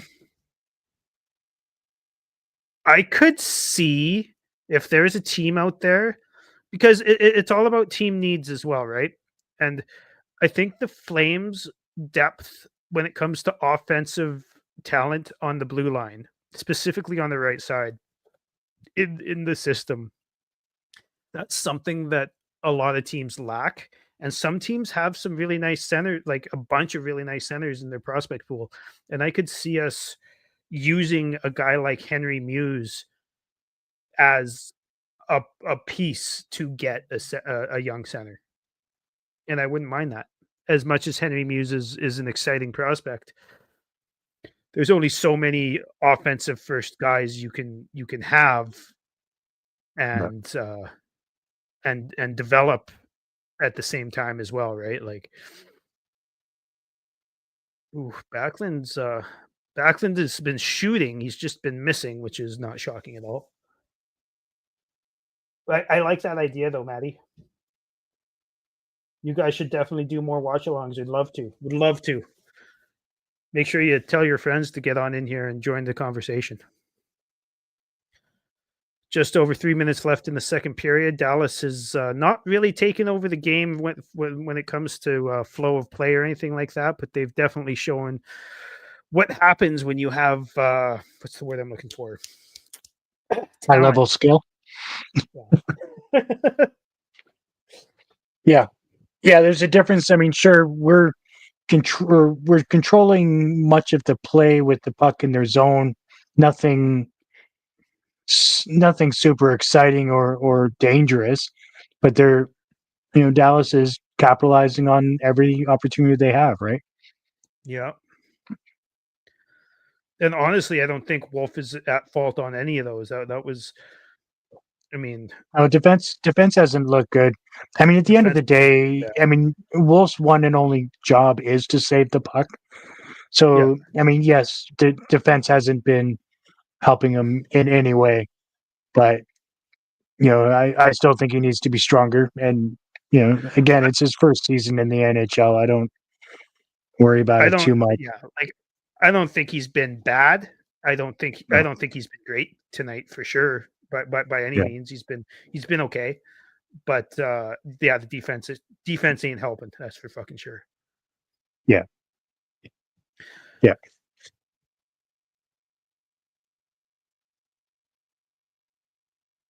But we have Kadri. who is clearly a game breaker. So, he's also the only player that people like. So there's that.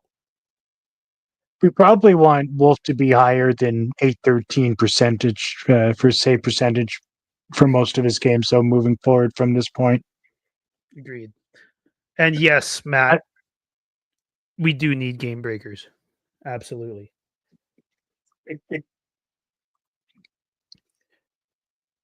This definitely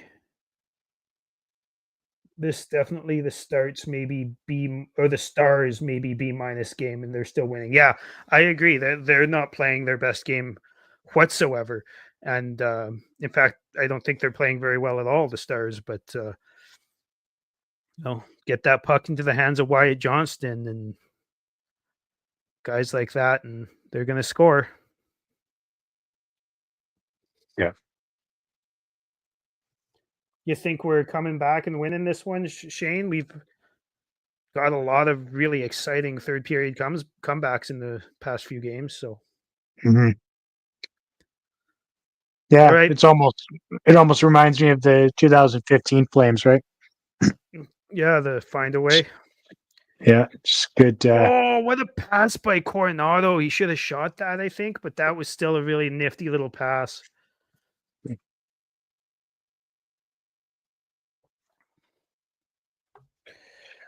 All right, Flames down 3-1 with less than a minute, I think, to go here in the third or the second period. Like I said, they've been controlling play most of the game, but the Stars game breakers are doing that thing where they break the game. Really nice goal by Kadri, though. Oh, we're getting a power play. Ilya Lyubushkin going to the box. And I just want to stop and give Ilya Lyubushkin some credit for having one of the funnest names in the history of the NHL to say. Fun is in. I'm glad I'm not doing play-by-play. Yes, and it rolls off the tongue. Ilya Lyubushkin Just rolls off the tongue. All right, come on, let's go, Uyghur. All right. 51 seconds to go in the second period here. Flames almost doubling the shots here. So I could see us getting one here soon. I like Uyghur shooting the puck, not without having anybody in front. Like, just we got to get more bodies out front. Yeah, I agree. There's nobody in front of him right now. Nobody. Oh, how did that not? Oh, I'm ahead of you, aren't I? By it's like 1 second now. Actually exited and went back in and gained like 7 seconds. So I'm in the future again.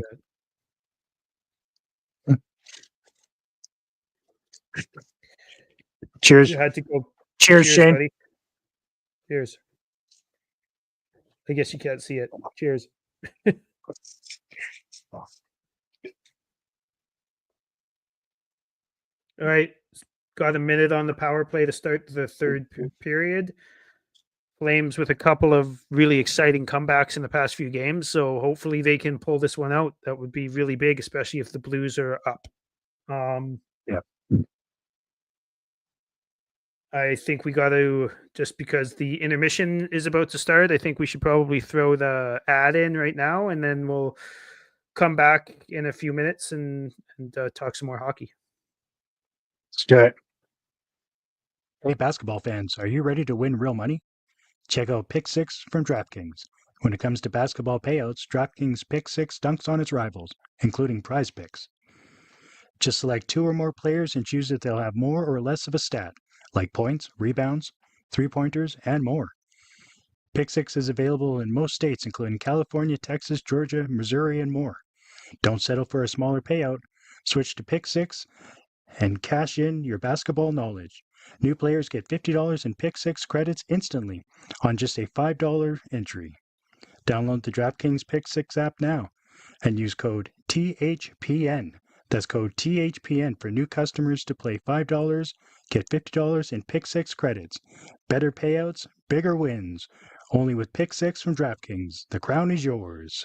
Gambling problem? Call 1-800-GAMBLER. In New York, call 877-8-HOPE-NY or text HOPE-NY 467-369. In Connecticut, help is available for problem gambling. Call 888-789-7777 or visit ccpg.org. Please play responsibly. On behalf of Boot Hill Casino and Resort in Kansas, 21 and over. Age and eligibility varies by jurisdiction. Void in New Hampshire, Oregon, and Ontario. Bonus bets expire 168 hours after issuance. For additional terms and responsible gaming resources, see dkng.co/ftball. NFL Plus Premium offer available only to new and former NFL Plus subscribers. Additional NFL Plus Premium terms at nfl.com/terms. Welcome back in. Thanks for dealing with our ad. Dealing with our ad. Cheers. Cheers, everybody. Thanks for joining. Thanks for being in here. Yep. I have to get up for a few minutes and go stretch my legs and be back in a few. I think I'm going to let my dog outside real quick and we'll come back. I'm going to throw something up on the screen here. Definitely keeping the live stream going. So just be patient with us and we'll be right back in a couple of minutes. Sorry, Shane. I know you just grabbed one, but here you go, buddy.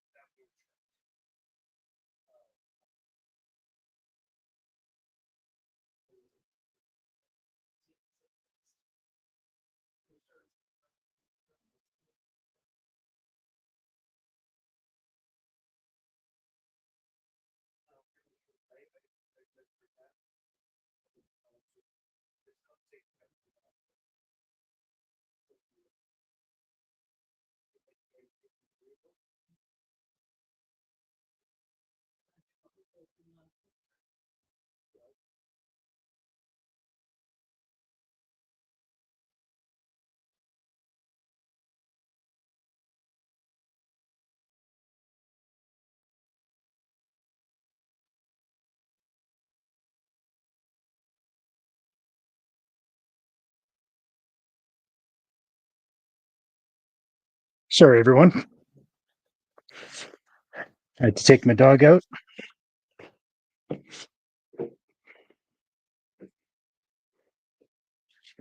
What are we thinking the chances are that we're coming back in this game? I think it's still pretty high. I think by the 10-minute mark, we're going to be right back in this game. Chris had to go take his dog out, and I had to go do that thing that Sutter so famously said Huberto had to do that one time. Go take TMI, my friend. TMI. Sorry, guys. Sorry, not sorry. I don't. This shitty situation.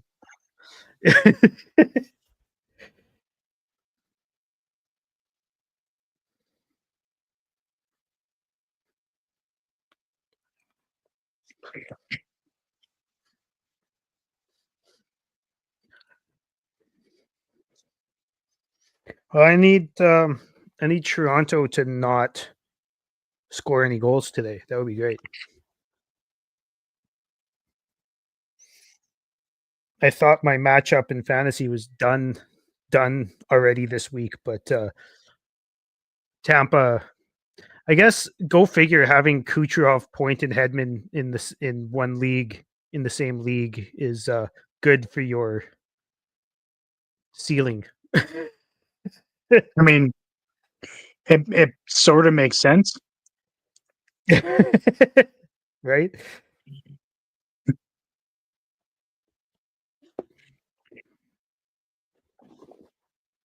It sucks that the Blues won, right? 3-2 over the Predators. Yeah. That does not help our hopes of getting into the wild card at all. Typical Flames, right? They may end up messing this up, as well as losing that first round pick.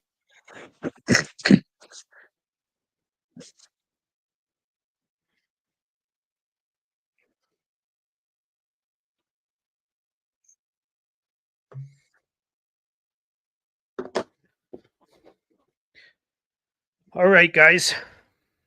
What do we think is going to happen this period? The Flames are going to come back, or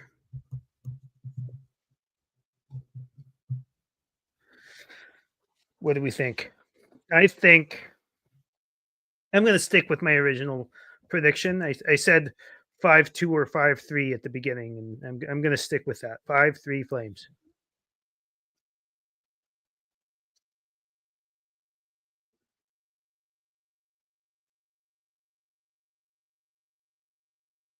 Holy shit, I actually agree with Eric Francis for once. These Flames deserve to be way ahead of where they are right now in this game.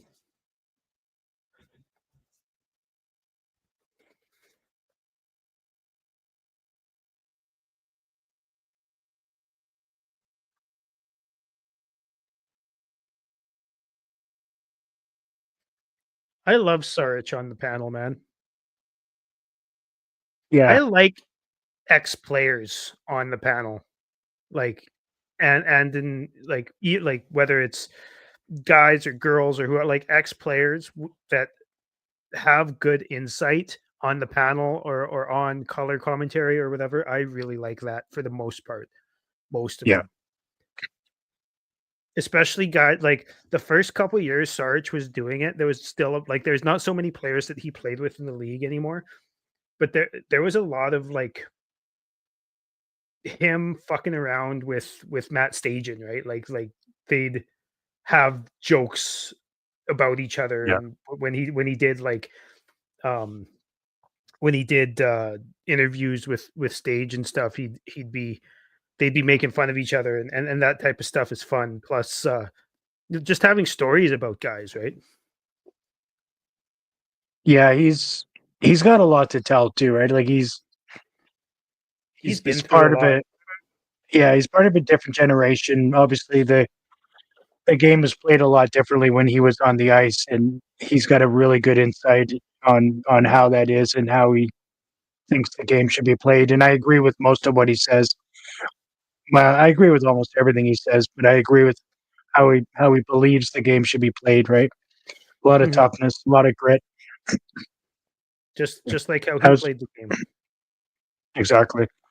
And that's one of the comments he made earlier when they were talking about that goal that was called off for goaltender interference, and he said that the game just isn't as gritty and tough as it should be anymore. Like there's no reason for that goal to be called off, in my opinion. No, I totally agree. There's no reason for that goal to be called off. There's a lot of things that like Don Cherry was the worst, where it was always like, "Oh, the game's not how it used to be." Blah blah blah blah blah. Old man yelling at clouds, not giving a fuck about guys getting hurt all the time. There's a lot of it's not as physical as it used to be, but it's a fine line between being physical, being too physical, or not physical, and being dangerous, right? And you're still trying to make sure that these guys aren't getting hurt. But I think a lot of that onus is actually on the players themselves, because I say this about Jack Hughes all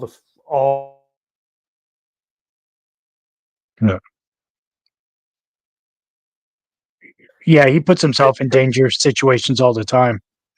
Yeah, both of them do. Yeah, I do agree.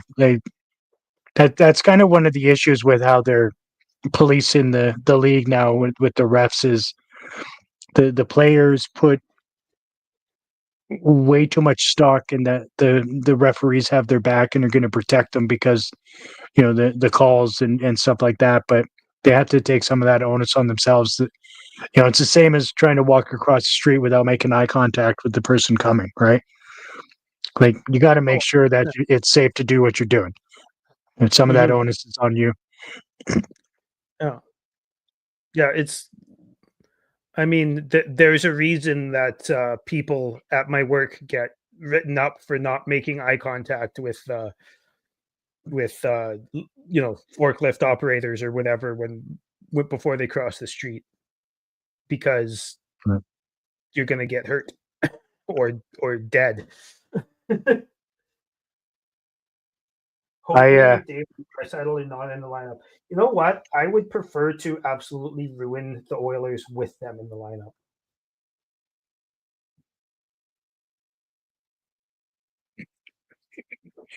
I don't know about you, Chris. I mean, now that we have Backlund back, then I feel more confident in having both McDavid and Draisaitl playing. Obviously he draws those tough matchups and takes away a lot of their ability. Shane says we're going to put this away in regulation if we get this power play goal. Hopefully we do. We got a minute left on the power play. They're about to drop the puck. Let's go. Yeah. Let's go. There you go. The Flames tied for second in the league with 7 third period comeback wins, and half of them came this week. Shane called it. Ought to be Shane. Am I in the future now, Dylan? How does that happen?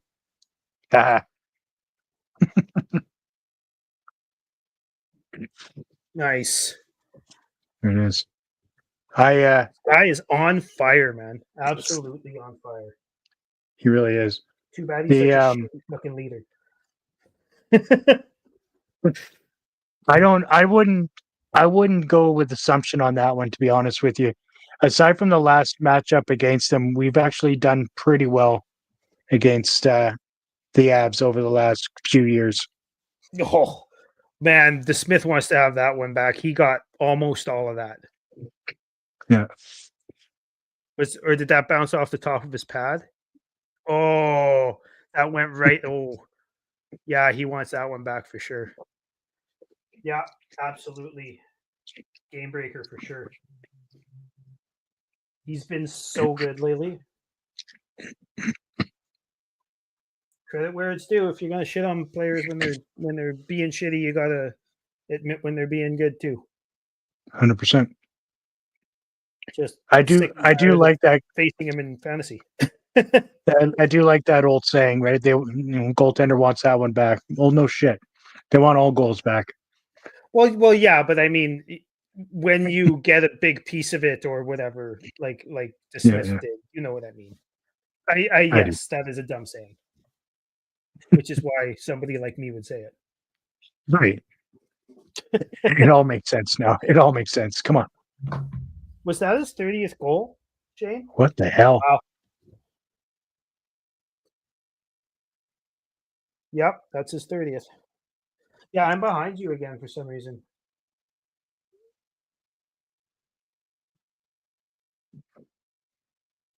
Fuck, they're all over it too. This is like the first period all over again, except they actually scored. Now they just need to sustain that pressure.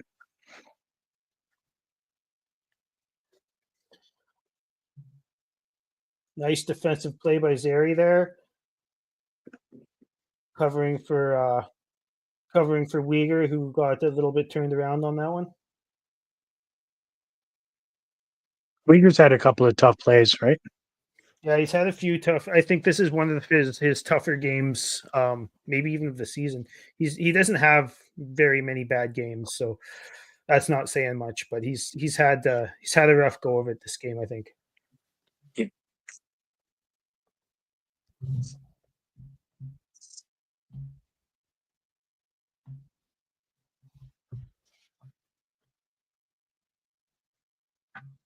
Shut up, Kelly. It was not a good signing at all by Brad Treliving. That's wrong. That's just straight up wrong, even if he's playing well. The entire situation was just handled terribly. Yeah, the whole scenario was a fucking monkey's Giving lunch. up a first round pick to sign a fucking old free agent is just a terrible idea every time. Yeah, to a Shut up, Kelly. That was the worst 7 thing times you 7 with full no move. did. was, It's not a full no move. Isn't it full? Or wait, Well, I think it goes down in 2 years. I think he's got a 10-team list in 2 years, like Yeah, this you year might and, be right. and next year, and then he's got a 10.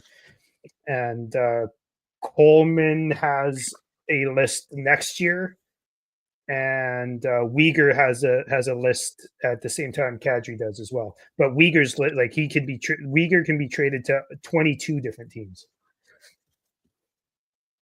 Starting 26-27 season, it's a 13 team no trade.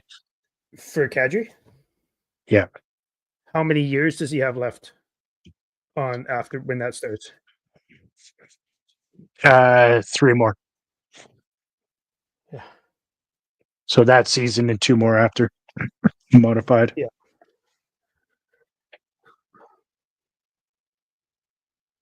Tree was terrible. Murray was terrible. Murray is terrible. Tree is still terrible. Tree is about to let Mitch Marner walk for nothing, and fucking he's I don't understand how the Leafs were like, you know what? This guy with the track record of letting free agents walk for nothing and making terrible signings and bad trades is the guy that we're going to hire 2 seconds after he gets fired. Makes no sense to me. Yeah. But it's the Leafs, so it does kind of make sense to me. I didn't see who just ran over I saw that too. in goalie, but I take it back when I said that we have no net front presence. So well done, whoever that was. I think it was just because he's on the ice. I'm going to go with Lomberg.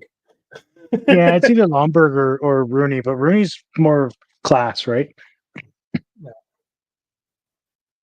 Oh, it's Farabee. It's Farabee. Yes, Boy. Murray is a terrible. Well, Murray saved the Flames from having to relocate, if I remember that correctly. But his unwillingness to rebuild is a problem for sure. How?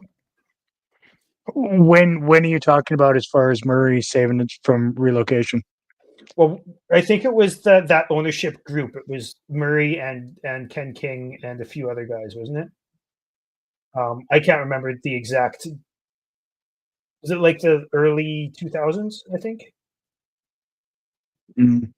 Yeah. I guess when they bought in and started taking over on there, that makes sense.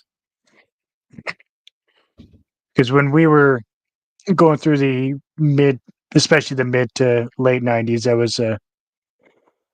it was a tough franchise to watch for sure. I mean, I appreciate it because I could sit anywhere I wanted in the dome, which was nice. But other than that, there was no reason to be paying money.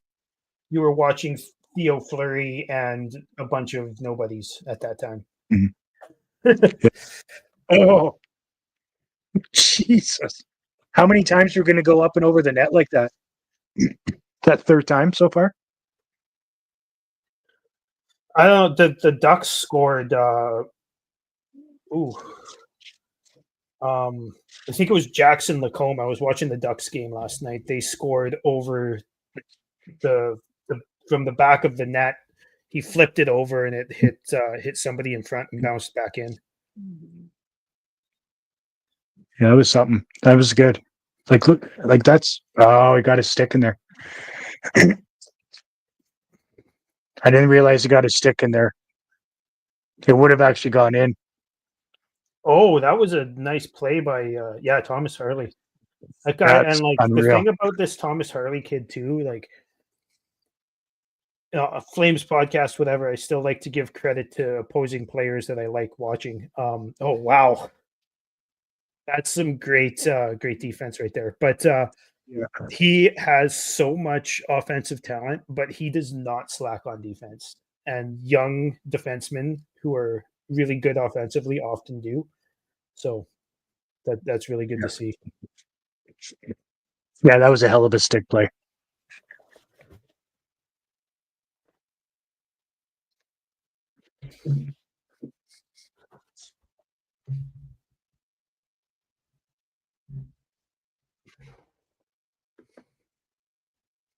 Well, boys, Frost is snake bitten. Yeah, the thing is about Frost too is like I feel like this was the book on him in Philly too. A lot of skill with What a the play puck, by Frost there. but not so much on the releasing it part. He's got great skill when it comes to deking and ooh, that was a nice play by Frost. Too bad Huberdeau couldn't corral that one properly on his backhand. Well, watch Huberdeau here in a second. Oh wow, nice board battle. Yeah, I don't Oh, understand. I got into a conversation with somebody yesterday about they're like, oh, Huberdeau's so bad at battling and he gives up on pucks way too easy. I'm like, have you not watched the past like 70 games or what? He's been so fucking good at like that specifically. He's been so good at that specifically this year. Yeah. Yeah, Like, agree. all of his advanced stats are terrible. It's like, okay, but have you watched the games? But yeah, Frost has been playing really well. It would be nice if he could work on his shot a little bit, because he could easily have fucking 10 goals as a Flame by now if his shot was just a little bit better. Well, he's been all over it, right? He's super creative, which I love to see. He's shooting 5.5%. That's like something you would expect from fucking, I don't know. Can't have somebody playing top line minutes with that kind of shooting percentage. No. I wish we could Especially start a GoFundMe and buy the team. I agree. We should do that 100%. I'll tell you what, you do that and I'll pitch. I'll pitch in for that 100%. Shane, get it started, buddy. As long as I can use my share to trade Kadri. No, you will get zero signing authority and decision making as far as your stocks are concerned. Yeah.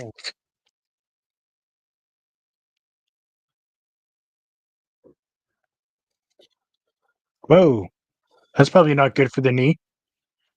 Yeah, god damn it, Zuri's down. Wait. Fuck's sake. Just wait. I'm pretty. Ooh. Yeah, you're not gonna like it. Yeah, he is squeezing his knee. I am behind you a little bit here. Fuck, is that the same one? Mm-hmm. Oh my god, he is not.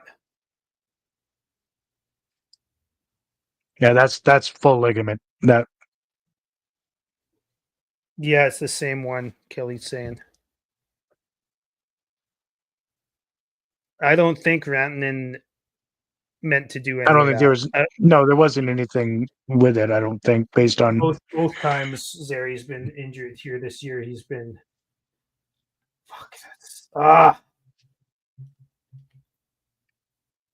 he's starting to look so good too.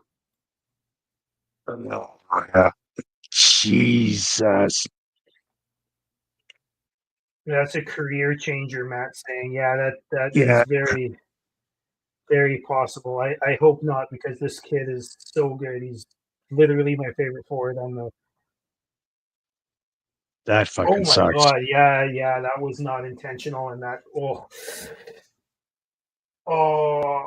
that actually looks more like an ankle, but no, he was squeezing his knee. Yeah, he probably shattered his ankle in the process, but but the pain is in the knee. That's not good. God damn it. Yes, KQ Kelly was saying it's the same leg he hurt in Anaheim. I think it was Drew Hellison. Both of these times he was hurt, not at all predatory or on purpose or anything. I think, but No. that is hard. Yeah, same knee. KQ, same knee. Super unfortunate. That's without a doubt. That's the season at least done for Zari, I would say. Yeah, unfortunately I agree. The way he was rocking back and forth and literally screaming, that is not a. It's not a good one. So does that give Cairns a chance to pop into the lineup? Not to brush that under the rug, because obviously I feel really bad about what's going on there. But we have to, as an organization, they have to think of who gets the next opportunity to see what they've got, right? And I think Cairns is the guy that they need to bring up and put into that position. I would be shocked if they didn't just put Sharon Govich in. But I agree with you. Yeah. Well, I agree with you. It should be Cairns. Sharon Govich hasn't been good, but no, but I mean, so as it is right now, if we put Sharon Govich in, then we don't have anybody else watching games, right? So I think we should bring Rory in and get him practicing with the team and playing reps and getting ready to play, even if he doesn't get into every game. But I think he should be up with the club. So I think he's earned it. I think he should have been up with the club a while back. Yeah, I do agree. But I think just given you don't want to have 2-3 guys sitting up in the press box every game either. Yeah, it was really hard to watch. Flames luck is awesome. Yeah, I mean the Flames have been not really decimated by injuries in general over the past few seasons, especially when Feather was the coach. What is with these blind ass referees, man? Anyways, yeah. Ooh. Frost getting dirty in front of the net too. Yep. Liking that. Yeah, he's getting fed up. You can tell frustration's going to start kicking in. He's going to start getting a little bit chippy, I think. Yeah, the Flames have been pretty healthy over the past few years. Zary has had some absolutely shit luck, not even specifically this year, but he lost almost a full year of his development. Remember, I think it was his first ever preseason game with the Flames. He like one of his first shifts in the preseason, he broke his ankle and lost almost a full year of development. Yeah.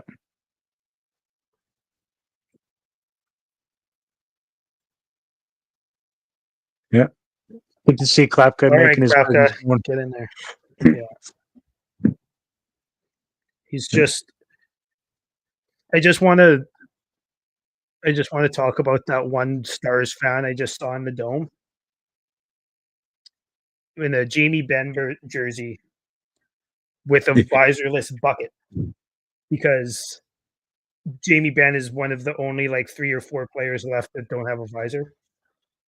And the fact that the fan has that much detail in his costume is fucking great to me. Right. Yeah, how many? I know, Ben. Do you remember? I think there is maybe only 2 other guys in the league without the visor.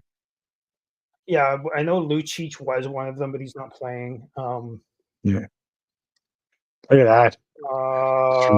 There's a guy on the He's Islanders. just going to start running guys over. I love it. Is it? I want to say Anders Lee or somebody like that from the Islanders. I love the ball trying to take this game over on his own. Yeah. Oh man. Yeah.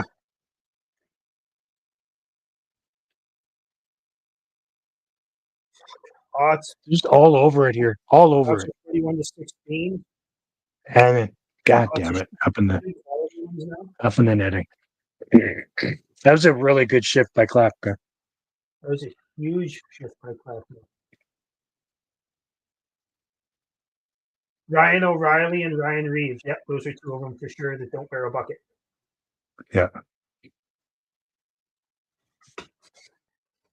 Yep, we're getting goalied by a backup. We can pretty much call it. I mean, when a backup plays against the Flames, I think we should start picking them up in fantasy just for one day.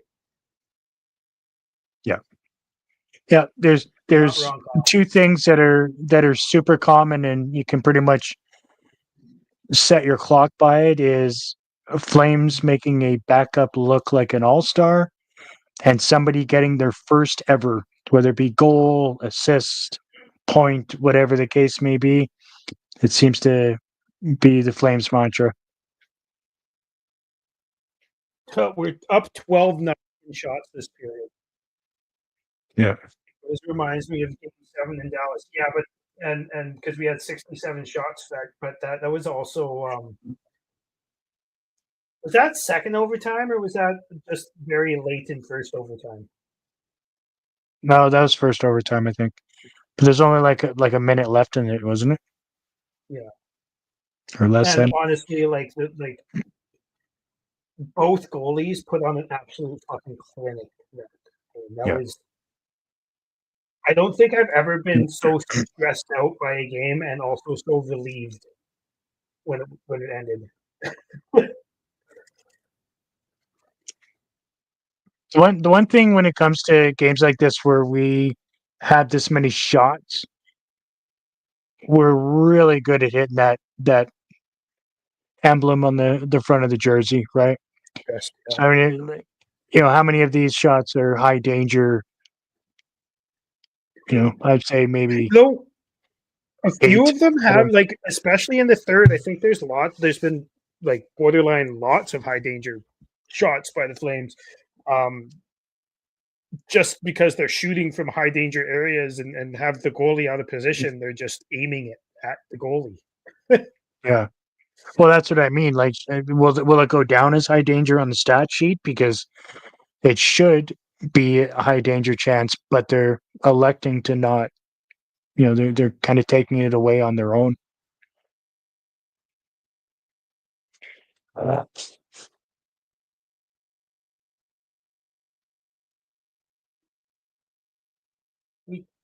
We can mention it more often if you Oh. like. I don't mind. Yeah, my bad. My bad. Sorry. I've been slacking in my job. That's what I get for just getting involved in the game itself. Hold on. Oh yeah, throw that thing back up, Chris. My bad, everybody. Yeah, I agree with you on the first period, though, Chris. We've had lots of low danger shots in the first period, but I think the third we've been much better at creating chances, like real chances.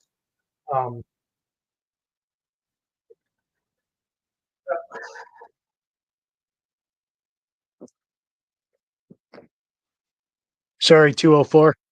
Hopefully, this answers your question. Had this up pretty much the whole time, but we took a break in second intermission and I forgot to put it up. So I apologize for that. All right. 3-2 for the Stars. Flames have been absolutely dominating this period. We're at one point there, we were up 16-0 on the shots this period. A bunch of them of the high danger variety. Been a fun game to watch. That really too bad about Zeri, that fucking injury, man. That looks so bad. I really hope it's not as bad as it looks, but that as Matt was saying earlier, that could be a career changer. Like that probably wasn't completely healthy in the first place, and oof, that's rough. Praying for Zeri. Yep. 9:25 left in the third period. Flames on the power play. Let's go. Tuxedo, Kadri I spins mean, back. in my opinion, you absolutely always try. Unfortunately, Nazem holds all the cards with that full no move at the moment because he still has another year and a bit on it. So if we're able to, I don't see why you wouldn't field offers and see if you can do it. You know, we're in a situation or in a spot in the retool rebuild that we definitely need to still think about acquiring assets. So I think if the offer is right, you absolutely have to make that move. I agree. The thing is, I thought for the majority of the year and the last off season, I thought that both Anderson and Kadri were going to finish the season as Flames, which looks like I'm on track to be right. Mhm. But one of them was going to get moved in the off season, and I thought it was going to be Kadri, but I think I'm wrong now because apparently Kadri did not waive his no move clause. I From what I heard, there was offers at the trade deadline from Colorado, where he legitimately won a cup just a couple of years ago, um, and he did not waive his no move clause for Colorado. So I don't know how many other teams would want to go to more than Colorado. You know what I mean? So I Yeah, doubt he gets moved as much as I would fucking love it. it's definitely interesting that he wouldn't waive for there. I feel like given the circumstance and he walked away from what I was told it was an offer from Colorado at the time when he came to the Flames. I feel like there might be something else going on there as far as animosity goes, but I mean that would be purely speculation for me. Obviously, I don't know that for a fact at all.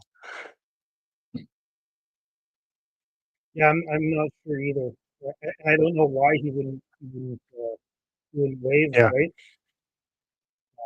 I've Yeah, I seen some mean speculation to online that potentially have a chance to go and win another cup. I mean, it's very bizarre. There's got to be something else.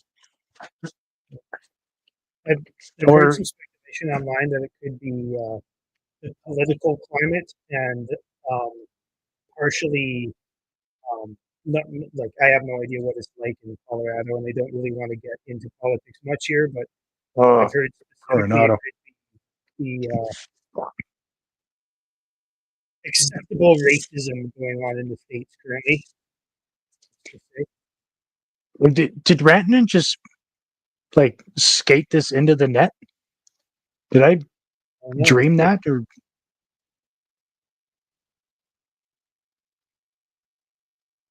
I really got to watch this replay. Wolf, I've noticed today rebounds. He usually doesn't Mhm. let rebounds out, and today there has been a lot of really juicy rebounds not being cleared, but also That was a just stick. letting them out, which is rare. Yeah. Yeah, I mean, he overextended himself this time trying to do the poke check instead of just playing the position like he normally does, right? Well, there goes my prediction. It's not going to be 5-3 Flames. I mean, okay, I'm going to take that back because there was no chance for him to eat that up in the first place.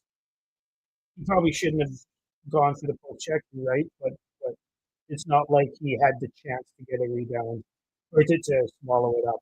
That was going to be a rebound every time.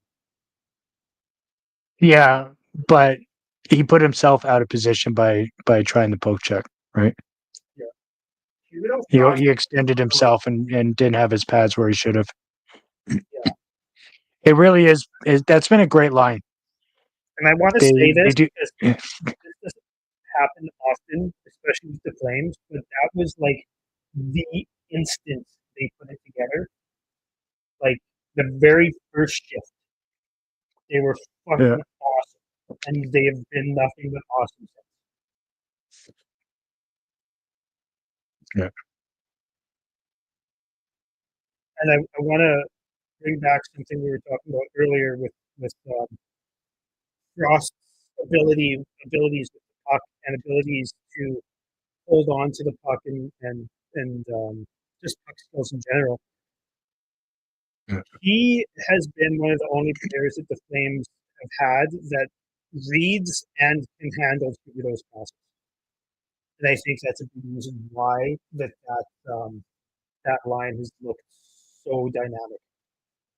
And Yeah. and Coronado's work ethic and Huberdeau's work ethic defensively and counter punchability, and yeah, they should definitely start the season next year with that line going. Having a shooter play with great playmakers like Huberdeau and honestly what I think Frost is turning into is going to be key, right? You got to have somebody that's willing to take the shot, and we all know Coronado is not afraid to shoot it. Yeah, I agree. He's but yeah, no, like instant chemistry, I think. I mean, in my opinion, I think Huberdeau makes it easy to play with him as long as you're able to have your head on a swivel, not looking for guys, but looking for the puck because it's going to come at you quick, and you have to be ready for it. So as long as you're ready for it, you'll gel with Huberdeau because he'll just make your life easy. Just put your stick out and he's going to hit it.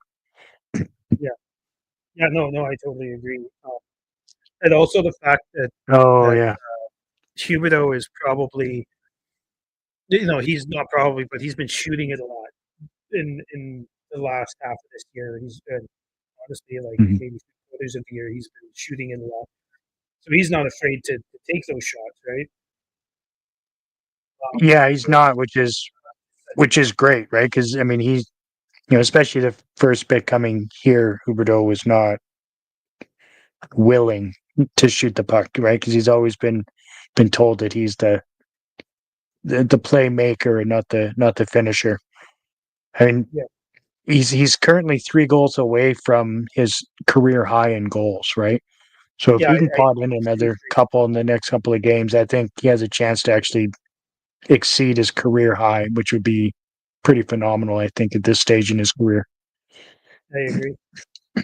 Going from Zeri to Hunt is such a downgrade. Again, like I was saying this earlier, but I'm of the mind that they just put Sharon Govich back in, as much as Sharon Govich currently probably isn't even as good as Hunt, but I feel like Yeah. Sharon Govich is going back in as everybody here Well, is saying, call it Karen's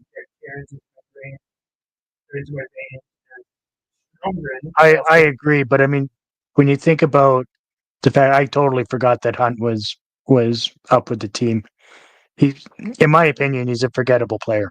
Um, I don't think he should be taking any minutes away from somebody that would make the roster better, i.e., Karen's. But I agree. I So totally forgot Hunt, that Hunt was even up, and it is a huge downgrade, obviously, from Zari. That's to me, Hunt is a fine player. Like I have no beef with Hunt. He's no, I don't. Yeah, he's not dynamic offensively. He's not good.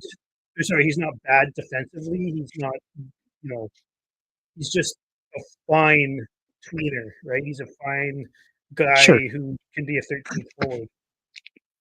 Yeah, he's a bottom 6 guy, and obviously a bottom 6 guy is not going to replace a middle or top 6 guy. It's just the way it is. I mean, yeah, I'm not shitting on Hunt as a player, but it's just I think there's players that should be up here ahead of him. I think he's just here based on age at the moment. Like Cairns and Stromgren for sure. I just think he gets a bad rap for people think he's shitty, but he's not really a shitty player. He's just special. Yeah, I think your mic's a bit far away from you. Oh, sorry. Is that better? Much. Yeah, Okay. Did you hear what I said? not really. Okay. I said I just think Hunt gets a bad rap. Like a lot of people think he's bad, but he's not bad. He's just not special. He's a fine Yeah. player, and he Yeah, is what he is. exactly. And at the stage the Flames are in, I want to see Stromgren. I want to see Cairns. I want to see Honzek. I want to see somebody young. yeah, this is a time where we want to see what we have in the cupboards, right? We've seen plenty of Hunt. We know what he's about. Let's see what somebody else has got to offer and see where they are in their development moving forward. All right, 4-2 Dallas Flames are up 46-18 in shots. Holy shit, man. Looks like, did I just see Coleman going to the box? Yeah. No, that's No, another it play. wasn't. I was talking to him about the offside that I don't think was offside. Yeah. That was offside. Yeah. Flames deserve much better than what they have this game, but at the same time, when you don't have any finishing ability, it's a problem. Flames need some of that. I'm a big fan too. Tuxedo. I'm a big fan as well. Oh, sorry. Of Karen's?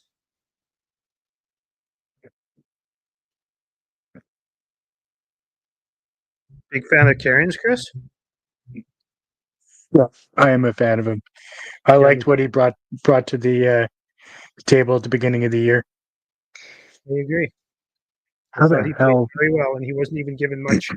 Like, he was given an opportunity in the fact that he was playing when he was up with the Flames, but he wasn't given an opportunity in the fact that he didn't get like much special teams. He didn't get much. Didn't Yeah. get much of a 5-on-5 time or anything like that. DeSmith legitimately looks like a fucking Vezina contender today. Like, this is ridiculous. Well, I mean, he's replacing the great Jake Ottinger, so he's got to look Honestly, good, right? Ottinger has not been the great anything. Oh my god. The Flames are Right? getting a ton of high danger opportunities, and like these shots are not going to waste, but fucking DeSmith is all over it.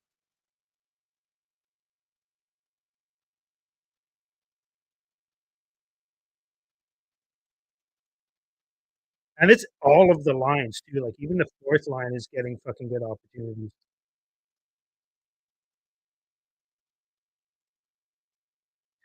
So when are they gonna pull Wolf, do you think? You mean like he's already off the ice in my game? Where are you at? He just left, yeah. I'm just a little behind you, I think. As far as stroke, what did we say? Oh yeah, right. Sorry, William Strogren. Obviously, you know, I wouldn't mind seeing him in a little bit. Right, we've got a 21-year-old with 44 points with the Wranglers this year in 60 games, 13 goals, 31 assists, and holy shit, defensive breakdown again. You know, I want to see him. I don't know a ton about his game at the moment. I've seen, you know, a few videos on it, but I haven't seen a bunch of Wranglers games this year, unfortunately. So I would like to see him get a chance, but I feel like he's probably going to be a preseason standout next year is what I'm thinking. Yeah, I agree. He's been very good. And of course, Matt Duchene, I'm also facing in fantasy, so that's nice. And that was also, I don't know about that hit on the board. Have to look at it again, but it looked a little not okay to me. You know, they're looking at something. But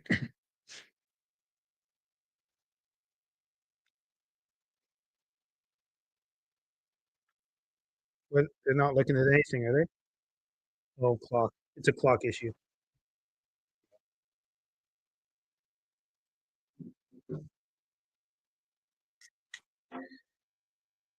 Well, thank you guys for coming in. We really appreciate everything. Game's obviously not over yet, but just wanted to thank everyone for coming in and supporting us. It's been a fun time. We definitely have to do this again. It's a little bit difficult sometimes to be able to just based on our schedules, but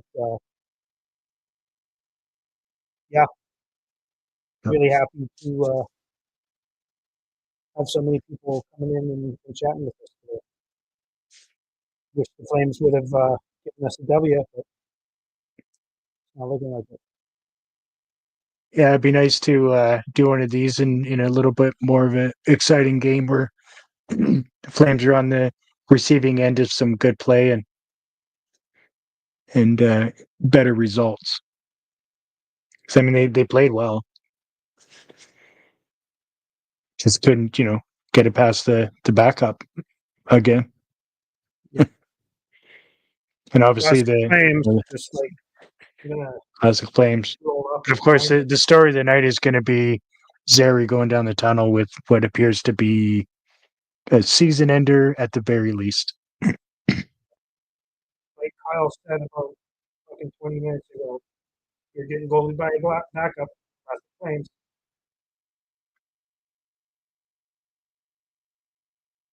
Yeah, super unfortunate. And you saw it from the corner of the video as they're skating up when it happened live, and it's like, oh shit. You definitely don't want to see a player going backwards that way, especially when they're Absolutely. already kind of standing still, so you know exactly what happened. He'd get caught up. Yeah. There goes the knee.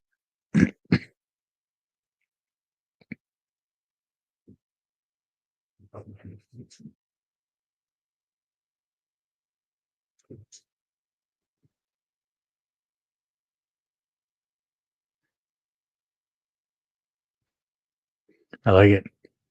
I like watching Klapka get involved. He's not a very good fighter, but he's not afraid of anybody, which is nice. But the only player we have that's bigger than Rantanen. It's true. Yeah, it's pretty sad that Lomberg's the only one that'll actually take him on and possibly win. I don't think Rantanen's a fighter, but yep. No, I don't think so either. Though his face I guess looks otherwise. bigger than him too.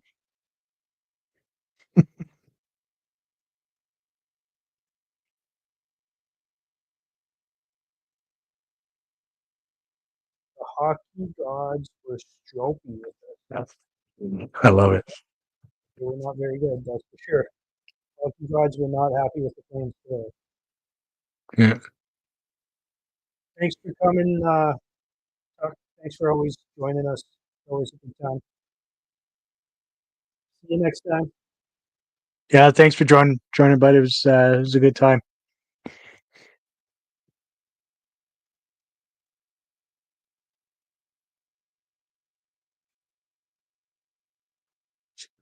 All right, 28 seconds left. 5-2 Dallas. Not much to say about this game anymore. It's pretty much over. Flames fell into the ring of fire.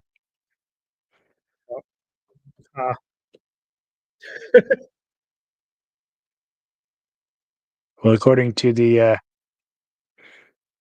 attacker, it's over there. So let's get rid of that and put this back where it belongs. Let's get rid of this. All right, I can't stick around too much longer, but I'll chat for 10 minutes or so, and then I'm probably gonna have to go. But Yeah, thanks Yeah, for joining up. Whoever was in the stream with us, that was a lot of fun. If you're new to the show, make sure you give that a subscribe button a smash and share us with your friends, and let's have more of these, more of a conversation. We do like to interact with everybody and hear what everybody's got to say, because it just kind of makes the process a lot more fun for us, and I feel like a lot more fun for you guys too if we can all have a conversation together. It's fun. 100% agree. It's a lot of fun. Thanks for joining. Too bad the Flames didn't win. Really too bad. It would have been a good one to talk about if they did. But again, that's what the Flames get for not having finishing talent, unfortunately, and at least not much of it. That's right. Dallas showed us once again that they absolutely have that finishing touch. Yep. Thanks for coming, KQ. Glad you're always in here. It's always nice to have the couple regulars we have to come in and chat with us. It's always fun. Talk to you later, bud. Yep.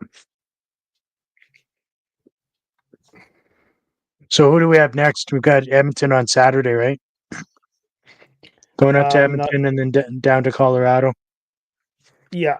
Oh, that's a gauntlet too. Although Edmonton is currently without McDavid and Draisaitl. Don't know if they'll be back, but it would definitely 100% be just like them to come back for us and fucking rip off 4 points each. But let's hope they come back for us and we ruin them. Thanks for joining, Amanda. Yeah, and we got that back-to-back too, right? Monday in Colorado, Tuesday in Utah. How would you deal with that goalie situation? What goalie situation?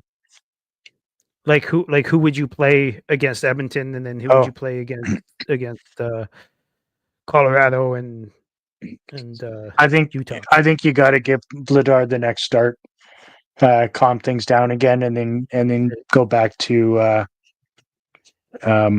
Wolf for Colorado, and then Vladar gets Utah. That's how I would play that.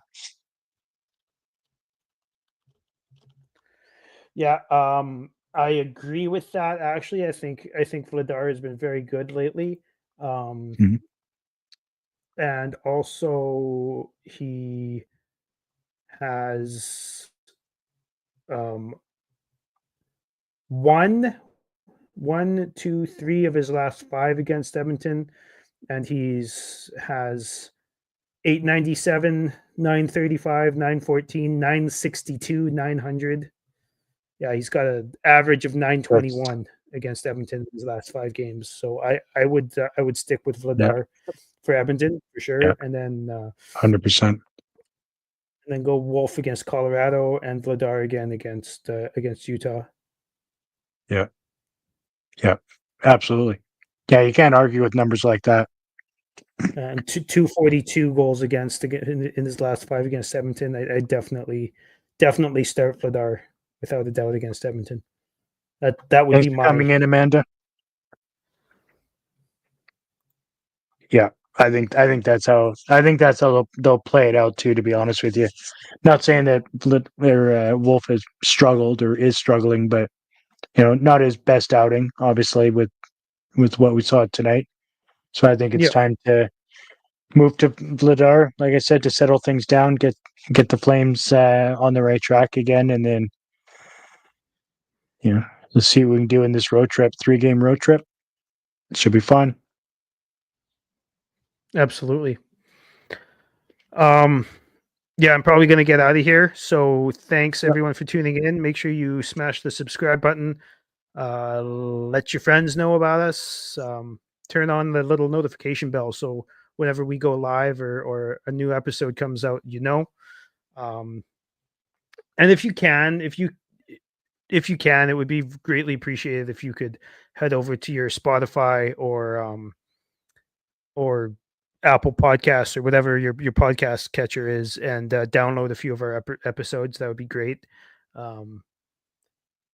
Really been slowing down on the downloads. We've been doing pretty okay on YouTube and pretty okay on listens, but we're not getting lots of downloads, and apparently that's something we need. So I don't like asking for stuff very much, but that would be great. Thank you very much. Appreciate it. Well, awkward. All right, everybody. Thanks for tuning in, and we'll see you on the next one. Go Flames. Cheers.